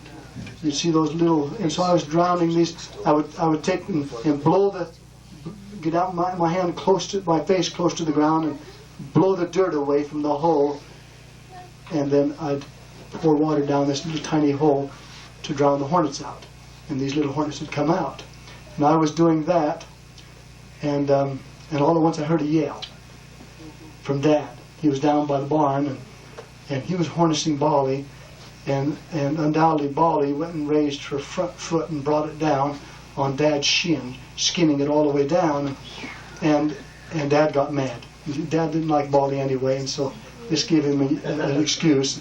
So the closest thing to him was one of these picks, the old-fashioned type of picks that had a flat on one side and a sharp on the other side. And that was leaning against the barn. Dad reached around and grabbed that and was trying to hit Bali, and took 1 or 2 swings. And Mom saw it, and here I was up there, and I stopped what I was doing to watch this scene, and Mom started yelling at Dad, "Don't do it," and Dad wouldn't stop, and so Mom picked the closest thing that was to her, which was a real wide piece of a 1x8, and she went and took that 1x8, and she was down there beating Dad on the back of the head and on the back, yelling, "Don't do it," and while Dad was trying to hit Bali with this pick. I watched this, and pretty soon Dad backed off, and they turned around and looked at me, and they finally realized what I was looking at and seeing and observing, and they said, and so they started laughing. They got down on their knees, I remember, and they started laughing to each other.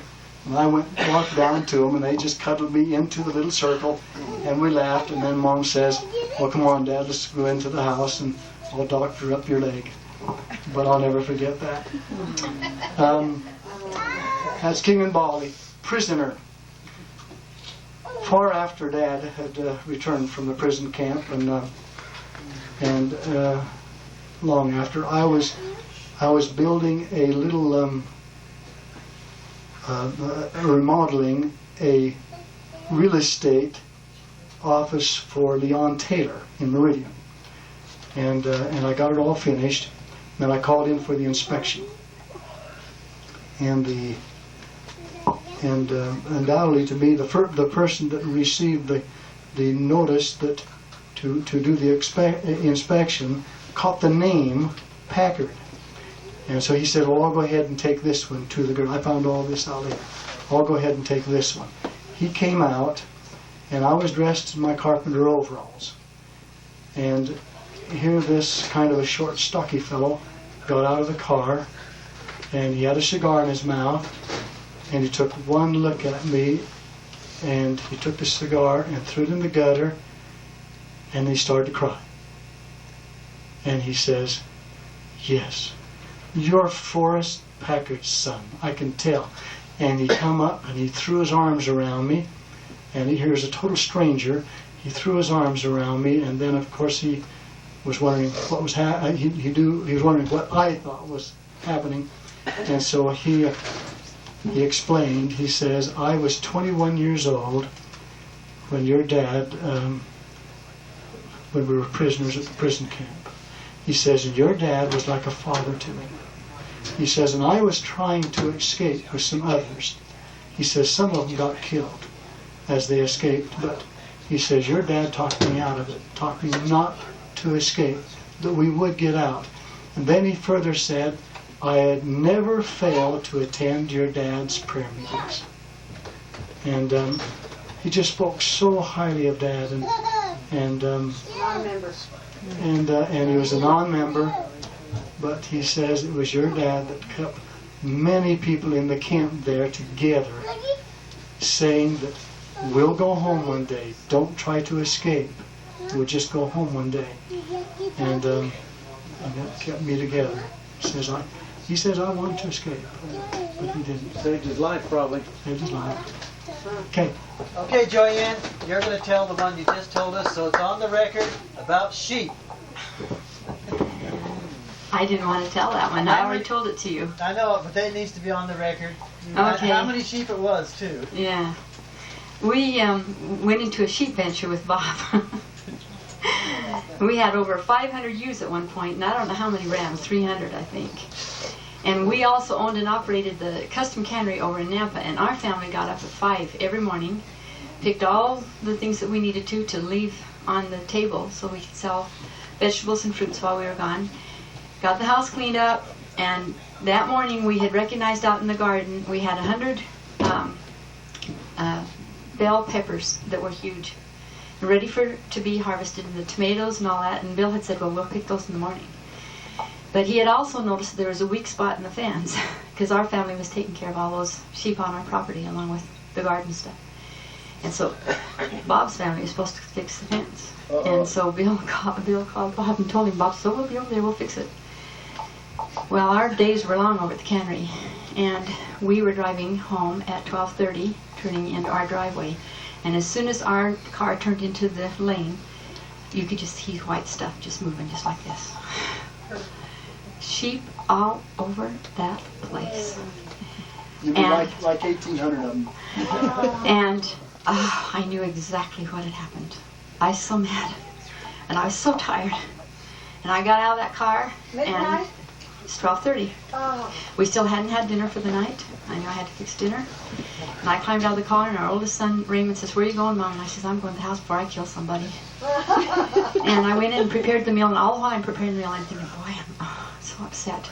We got up the next morning, and I'm telling you, that 6 acres looked like it had been mowed with a mowing machine. And the trees, all of our trees were cut just like you'd gone in there with something and just cut them even all over, as far as those sheep could reach. The only thing that was left of our grape patch, and there was like about 10 rows of grapes that were probably how many feet? 100 feet?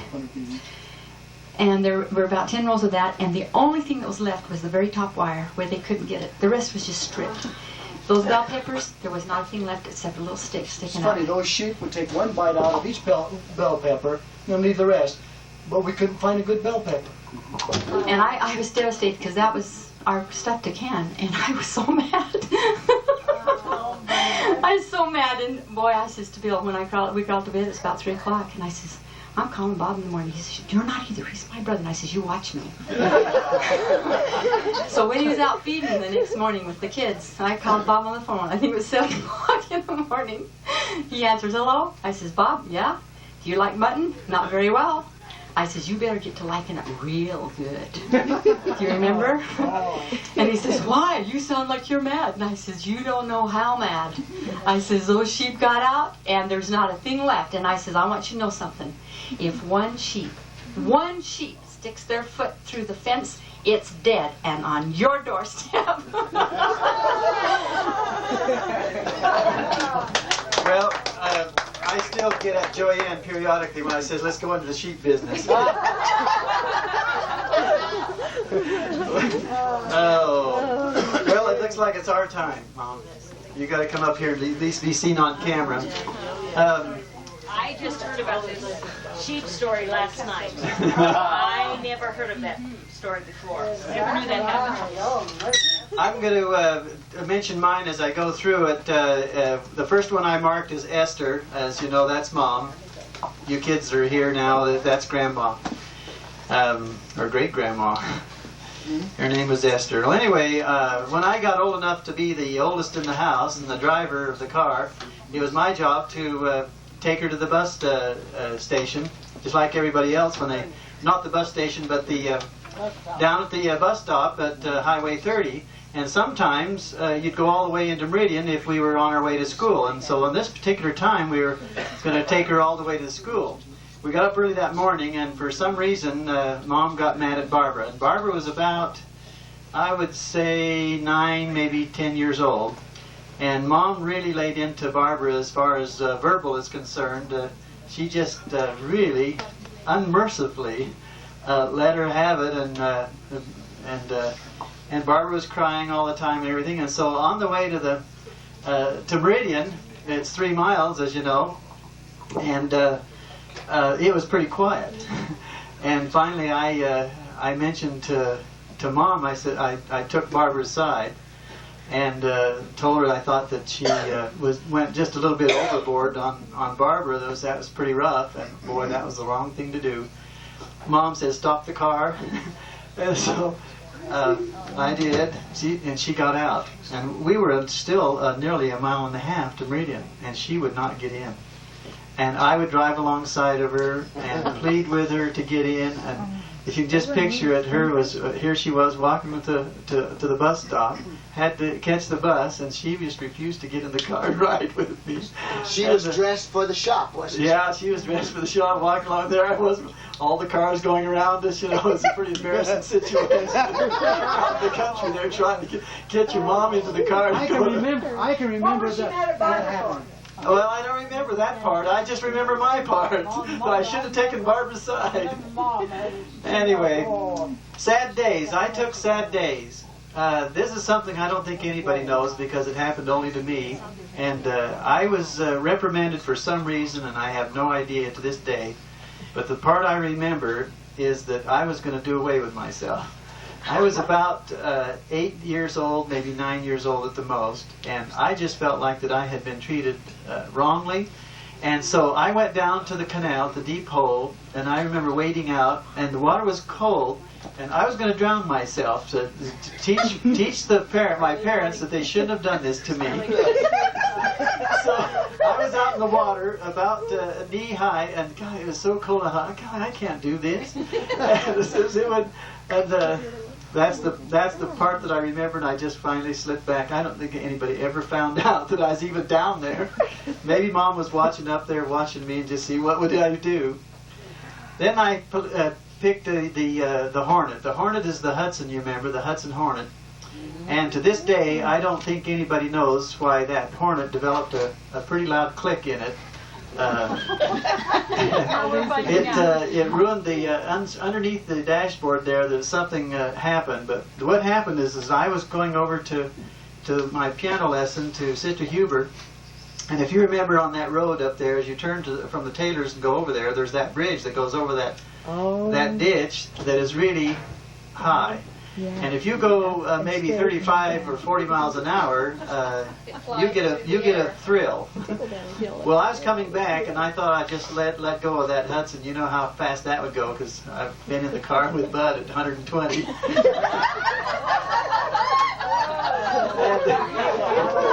And it was a phenomenal ride. Anyway, I remember picking apples at McBurney's orchard, and Bud was going by with that horn, and he had the horn on the whole time, and I couldn't even catch where the car was. He must have been doing 120 again. No kidding. Because it was just the whistle of the horn was just like just you. The tires were that wide. As I saw it go down the road, they were that wide as they went around. Anyway, that shows very little on the ground, right? I was coming back on that gravel road, and I turned onto the gravel road, and I let the gas out, and I was getting more nervous and more nervous when I came to that bridge.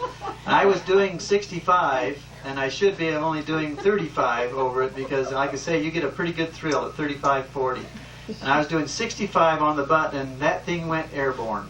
I mean, all four wheels were off into the air. That whole car was in the air, and I was trying to control it. And it came down on the gravel road, and we came down so, not we, I was alone. I came down so, it was we in the car. It came down so hard that the whole frame, both sides, dug trenches in the gravel road. It took the whole frame down, and it dug trenches in the gravel road when you look back. And right after that, it always had that click in the car. And I never told because everybody was asking, what's wrong with the car? There's a sound underneath there. And I never figured out what was doing it either, but that's when it happened. That's the story of the Hornet. Confessing all his sins. But Dad bought, he went to a fair, and Dad went to a county fair, and there's an outfit in there, the Hudson dealership, was demonstrating the Terraplane. And they would take the car forward at about 40 miles an hour, shift it in, it had that automatic gear shift, it shifted into reverse, and the wheels would be turning in reverse, the car would be going forward about 25 or 30 miles an hour. And that convinced Dad there must be quite a car. I turned that car into $90 junk. The hottest car in high school when we owned the Hornet was a kid that had a 41 Ford, and that was a great car. The 41 Ford is one of their best. And it was reported to be the fastest, hottest car in school. And nobody even thought of our green, two-tone green Hornet. Because it didn't look like it. It didn't look that much, and nobody talked about it, but I challenged this kid to a race. I beat him hands down. That thing would dig rubber at 60 and 70. I mean, it would dig. It was just a fast car. That wasn't a Hornet, Bob. That was a Commodore 6. Yeah, the Commodore 6 and the Hudson Hornet, they were all fast. We had two. Anyway. The Hudson was the maroon one. The Hornet. Well, the Hornet was the green and two-tone green. Okay, I have one real short here of a nigger shooter. That is just a beanie flipper for those of you who don't know what nigger shooters are. We shouldn't have called them that. But that's what we called them, as the beanie flippers. And Bud and Bill and I were walking back down the road from Taylor's, and if you pick a real rough rock, not a round one, a real kind of odd-shaped rock with a lot of sharp corners on it, you flip it up into the air, way up into the air, you could just listen real careful, and it'd come down singing. You know, it just whistle down so pretty. And there's where we were. The three of us would having our beanie flippers, and we would flip them straight up in the air. And they would just come down, and you'd just hear them singing coming down, and then they would thud. Well, one of them came down, and I think it hit Bill right on top of the head. Knocked him out. That's the story of that. All that. Christmas stockings. I selected Christmas stockings because if you remember, Mom and Cleo and all the older ones got nylon stockings, and we all got the shorter and shorter and shorter. And if you remember, if you ever seen the pictures at Christmas of our stockings, they would go according to age, and the smallest one would get a tiny one. Well, I was one of the smaller kids, and I just didn't like that. And so as I got older, I said, hey, I want one of these nylon stockings, because when Santa Claus filled the stockings, and you get up the next morning, those nylons would stretch, and they were almost touching the ground, and mine was still way up here. I says, we got to fix this. It didn't take me long to learn that you got to get these nylon stockings, so we'd get nylon stockings. And then the night before Christmas, we also learned, and I watched Bud and Bill, I learned from you older ones, that you can even get them bigger if you stretch them really out good the night before. And so we would be stretching these nylon stockings out so that we would wake up at Christmas morning and we would have a lot of stuff instead of just a little bit of stuff. They were like pantyhose, only not together. They were separate. Bob, I want to know about that story of Mom walking along the side of the car with you and you trying to coax her in. What's the end of the story? She finally got back in. She relented because it was too far to walk. She would never made the bus. So she finally got back in the car. I see. And we didn't speak the whole time. She got back in the car and then I took her to the bus and I mean, that was it. I can still picture it because she did that once before. And she just holds her head up. She won't look down. She won't look at you. She just, she's just an upset woman. I hope she's overcome that. Okay, I have a couple more here. One of them, this one here, I don't think anybody knows about. It happened to me all by myself again. And again, I was taught this trick. You kids need to stop your ears here a little bit because there's a way of making yourself faint. And that was by breathing 20 times really deep, taking real deep breaths, and then on the 20th time, when you take these real deep breaths, you take your thumb and put it in your mouth and blow on it. And when you do that, you will faint, dead out. Anyway, you'll pass right out. And so we were doing this, Bud and Bill taught me how to do it. And so we were doing this, and so I don't know why I went up in the attic. You remember we had to reconvert the attic into 3 bedrooms. Well, I was up in the far one, which was my bedroom, and I thought, well, I'm going to do this, and I must have been about 12 years old, and I was standing by the bed, and I did my deep breaths and started blowing on my thumb, and I leaned toward the bed so that when I passed out, I'd fall on the bed. Well, I missed the bed. When I fell out, I hit the bedstead dead on my head, and it knocked me cold, and I laid there for I don't know how long. I woke up, went downstairs, I didn't tell a soul what had happened to me up in the bedroom.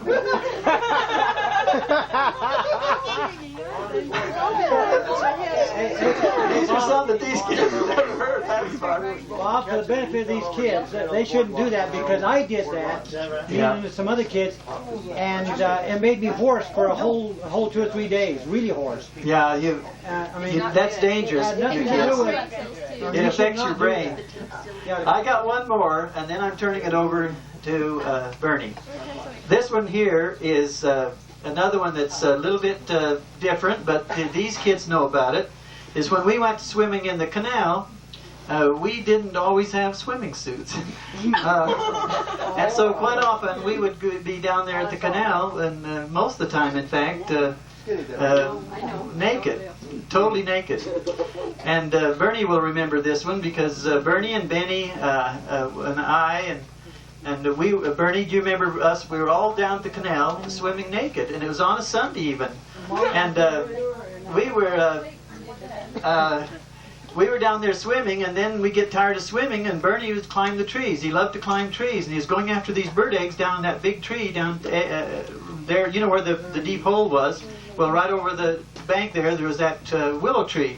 He went up to the top of that willow tree, and just reaching for the bird eggs to get them, and we were down at the bottom, Ben and I, and all of a sudden we heard this crashing, and all of a sudden we saw Bernie coming through the tree limbs, and he was falling all the way from the top of that great big tree. It was a massive tree, breaking limbs as he was going, and hit all the way to the bottom, and hit the stumps at the bottom, around the bottom of the tree.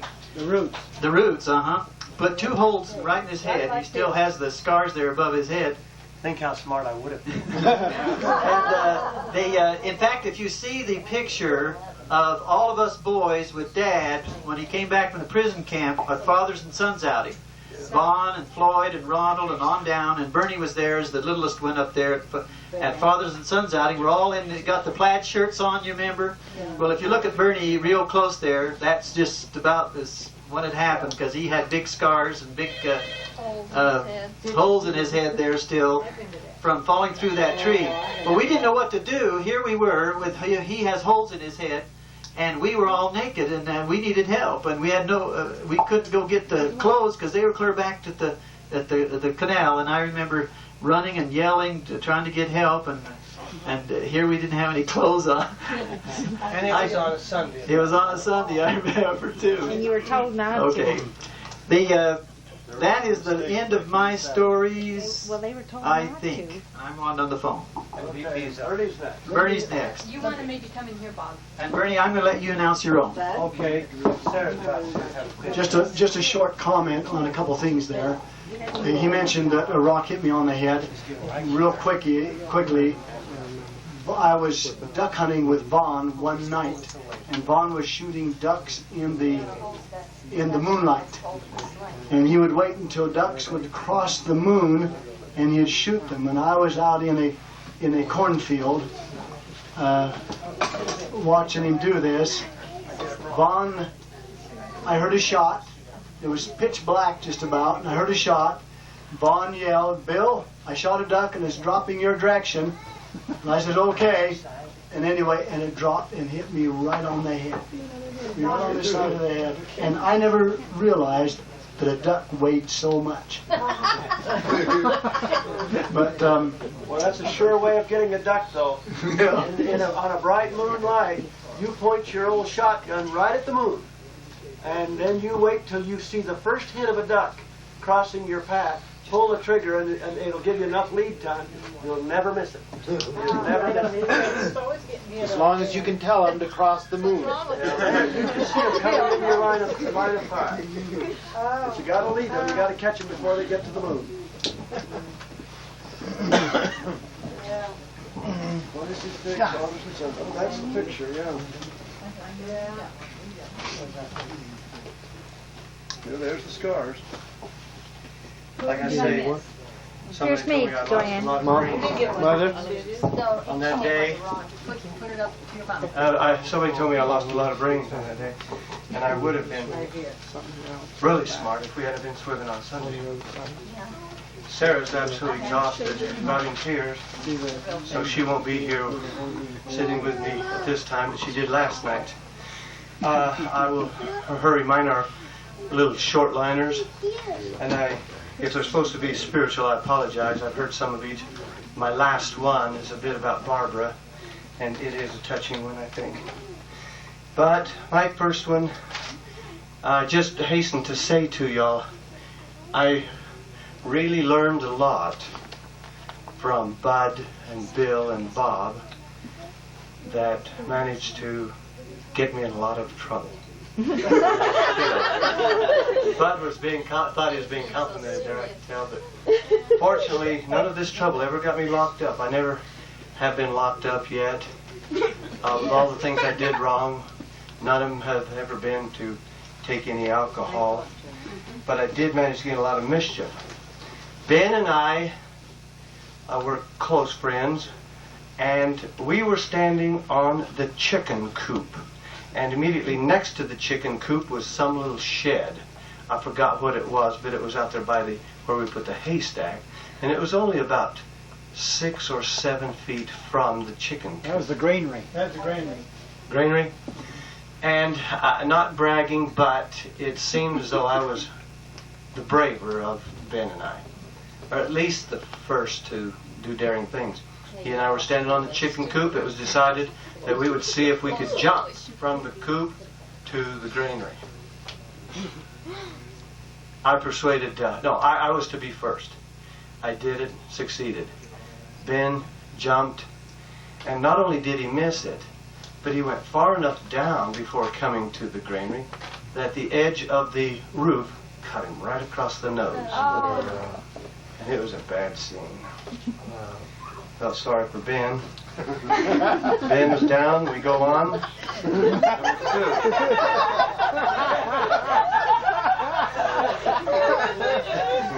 Is that when he died? No, that was when he was only about 7 or 8 or 9 years old. Next one is Bud McGill. Now, one of the bad things it turns out that I learned from Bud and Bill and Bob, and I'm sure they learned it from Ron and Donna, was what we called hooky bobbing. And for you kids that don't know, and I bet they learned it from Wendell, Bud McGill was the chief of police. Chief of Police in Bidder, and was a member of the LDS Church. Meridian, sorry about Bidder. Meridian, and was an LDS fellow. Hooky bobbing for you kiddos up here where the snow is, and I think it's against the law today also. You get a hold of the bumper of a car and slide along behind it, make sure there is snow on the road.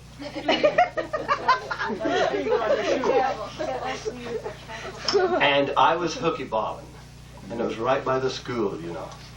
And Bud McGill caught me, and he railed on me, got after me, told me how I was going to get run over, and so forth, and told me not to do it again, or at least he told me not to let him catch me again.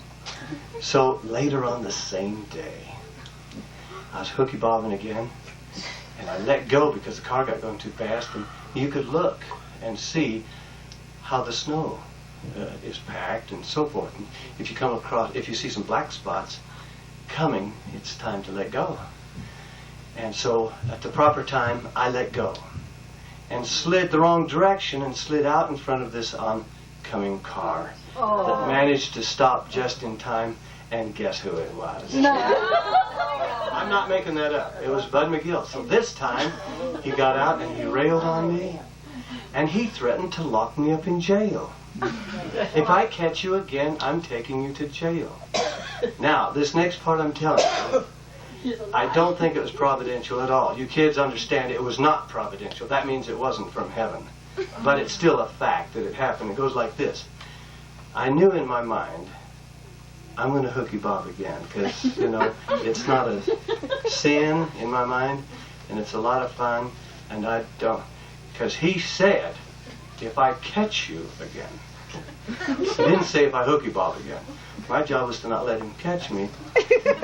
And I hooky bobbed. Was this the third time? That's third round. There's an old saying, 3 strikes and you're out. And I hooky bobbed again and again. And sure enough, before he ever caught me again, a terrible thing happened. And you brothers know what happened to Bud McGill, remember? He took a gun to his head, I can remember that. and he committed suicide. No, in his car, Yeah, he committed suicide. I don't know why. Let me tell you why.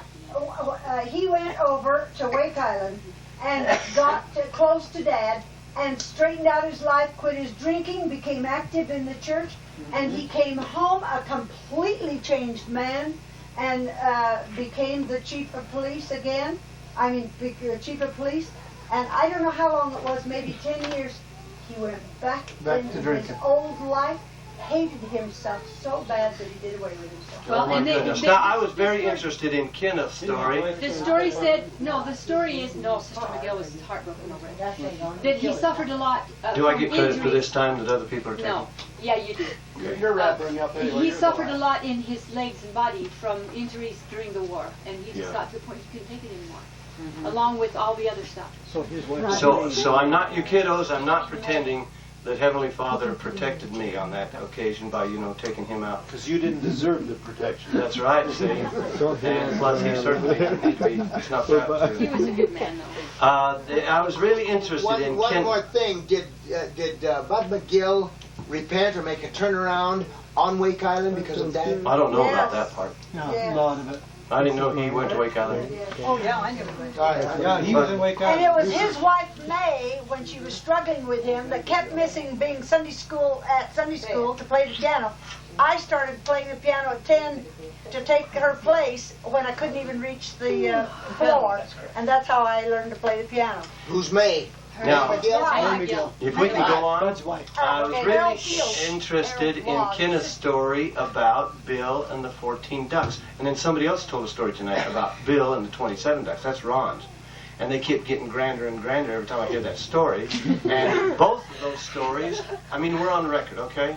They're both inaccurate. I was with Bill. I know what happened. And this is the way it went.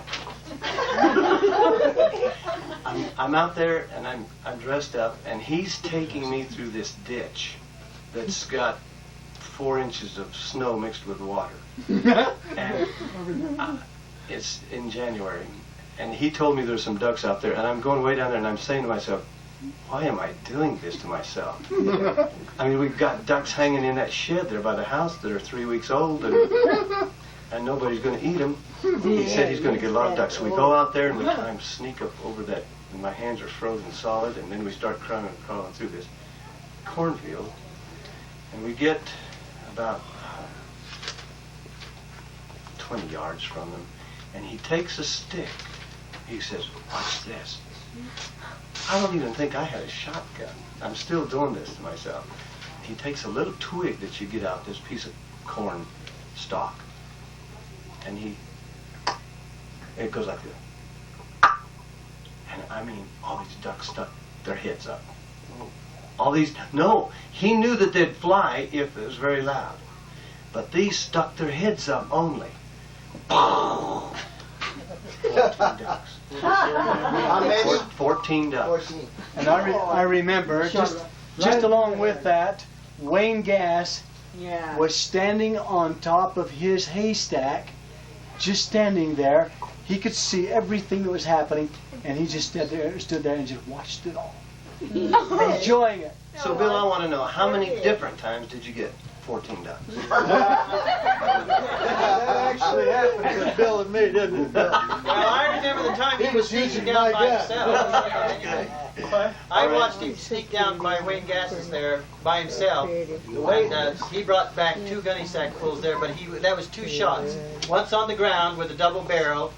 Once when he broke the stick, and he let him get right into the air, just as they were rising all together. Hit him again, and he came back with 2 sacks. That's the best way to do it. Get them in, just rising up. 2 shots. Okay, are we ready for the next one? I might tell you, real quick, the very best duck hunting trip I ever had, Bill, and I never told anybody, was with Benny. Benny. Oh boy. This is called The Cow's Tail story. It's very brief. It goes like this. I had never been spanked by my daddy. And as it turns out, I only got 1 paddling by my father, and it was very light, very thin shingle, didn't amount to anything. I was just, oh man, this was fun. It was exhilarating. I've never tried drugs, but it was what it sounds like drugs can do to you. And here I'm out there in this field, and I've got a hold of this cow's tail. And this cow was, I think, Stop. Turn it over. Oh, no, don't turn that one over. Put the other we've one already in. changed that. This is the second. Oh, okay.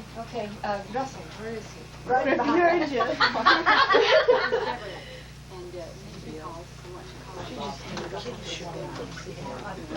Well, no. Yeah, we're about done now. Right. This is the cow's tail And story. slow. It's on, okay? This is the cow's tail story. If I can have your attention, this is one of the most exhilarating and exciting few moments I'd had in my life. I wound up out there in the field, a hold of this cow's tail. As far as Daddy was concerned, I learned later, it was the wrong cow. I think the cow had either just come in fresh with a new calf or was about to or something. But this cow, I was able to hold on and spinning and rolling, and I just hanging on there, dragging my feet, just round in circles. And finally the cow, when it finally wound up getting closer and I was exhausted and the cow was exhausted and stood there and quit running, I wound up going back to the barn and Daddy was there. And he had a shingle in his hand. He thought it was a big stick, I guess. And I come up to him and he paddled me. And it's the only time I've ever been disciplined by Daddy. How old were you? I was about 12 or something. Maybe 11. Maybe 11. Okay, then we come to the electric fence. And Dad and I were out there in this field trying to get in this calf. And I mean, this calf was acting like a chicken. It was going everywhere except through the gate. And it'd run this way, and I'd run that way, and Dad would run this way. And finally, the calf went through the fence. And Dad went through the fence, or at least tried to, and it was a hot wire. And it knocked him down. Or at least it shocked him, and he went to the ground. He got up again and got knocked down again. And he got up again and got shocked down again, and he said a bad word. The only time I ever heard him say it, it starts with the D. The only time I ever heard him say it, oh, and I forgot to tell you, one of these boys here said, he said, if you ever hear me say that you can, so on and so forth, he told me the same thing. Yeah. I think that word was just dang. Might have been just dang or darn it. And it reminded me. Okay, closer to it.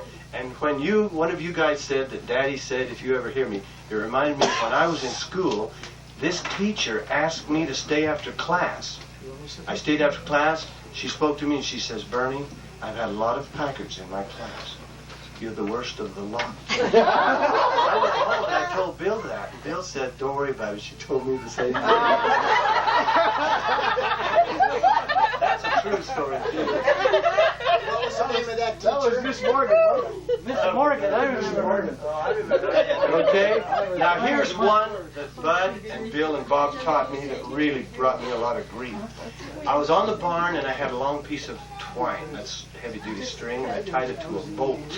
It was a big nut or a bolt, and you get that thing and you get it swinging around your head, and then you let more string loosen out, you let more string go until it's about as long as from here to lawn. No, maybe longer. I had to shoo, shoo, shoo, and then all of a sudden it snagged right down there on the corner of the roof of the shed. In other words, halfway between me and the bolt, the string snagged on the shingle, and suddenly.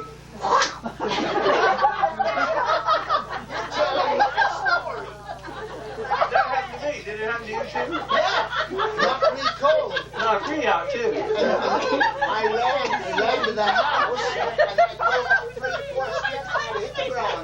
And I get up and run and hit the ground. And I hit the ground 5 times trying to get to Mom. I hit the deck. Was yours on the granary? No, it was on that chicken coop. I was on the granary. Mine was on the chicken coop. I really had that. This is how compassionate Bud and Bill and Bob and Ron. Ron was there, and I think Ron was the one that did it. We were leveling soil out in our yard. Some of them will remember this. We was leveling soil. We had a wagon load of soil. Frankly, it was like dried manure from the barnyard. Closer, Bernie. And it was closer. It's raining, and we had this big barnyard scoop shovel. And when we finished, I think it was Ron that just threw that thing in the air because, you know, we were finished with that load. No concern about his little kid brothers. That thing sailed right on back there. Bud and Bob started laughing. We were afraid of that. Boy, I remember that we were afraid of you getting lockjaw on that thing. Yeah, well, dirty, rusty shovel. It was do you remember? It was a terrible lick from the head. Okay, and then finally I closed with one about Miss Barbara. Barbara and I were adults by now. I was a freshman in college, and she was about a junior in high school, maybe a senior. And she and I, we were sweethearts. I'd helped tend to her since Mama died and Daddy was still living. I say I had tended her. We had tended to each other.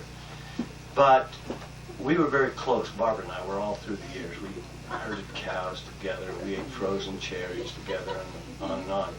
And cakes made from burnt eggs. And we were sweethearts. Well, here we were at the New Year's Eve dance. It was at BYU. And my girlfriend was there, and I was ignoring my girlfriend and tending to her, and it really caused a whole lot of trouble there. But Barbara and I were sweethearts, and I was going to head out on a mission right away. And she and I were dancing, and I wound up kissing her on the lips. And we looked at each other, and she said, what, Did you kiss? I kissed you. You did? I did. I kissed you on the lips. And Barbara says, something's missing. And I said, yeah, that's right, Barbara. It doesn't taste right. We hugged each other again, and we knew that we were sweethearts, and we'd be sweethearts during my mission and for the rest of our life. And she has been my sweetheart. And of course, my wife Sarah, she's pretty tired now. She took over, but whenever we come and visit, I wind up calling Sarah Barbara, and then I call Barbara Sarah. We get mixed up with those names. But Sarah and I decided that if she should pass away and if Jay should pass away, I would move up to Utah and live in a little cottage next to Barbara, and we'd tend to each other again.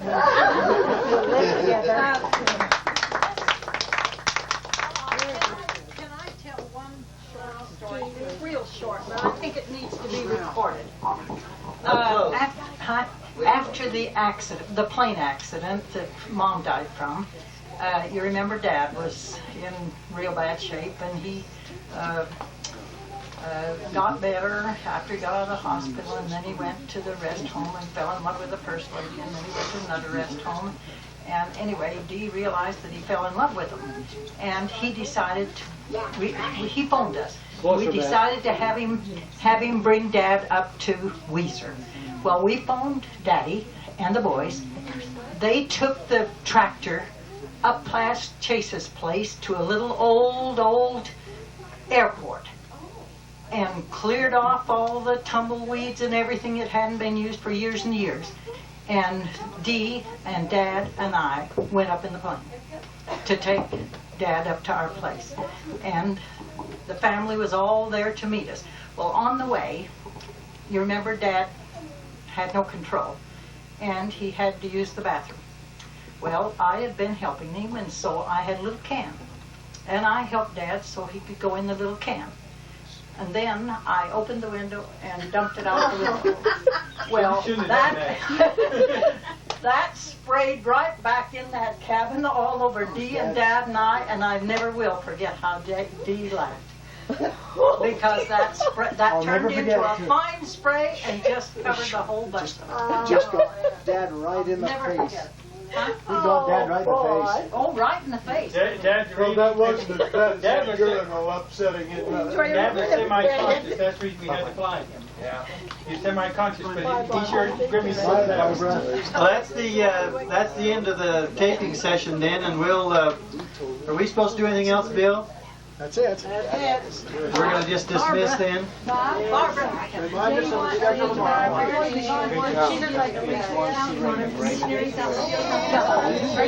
Shall we do it tomorrow? Yes. Okay, be thinking about the number of Eagle Scouts in your family and the number of those who have been on missions and who are on missions. David. The number of children, great-grandchildren, and the total number in your family tree. We need to be at the Joseph Smith Memorial at 10 o'clock next to the temple. Yes, Temple Marriages is on that too. Temple Marriages, Eagle Scouts, missions, and those on missions counted in it. Okay.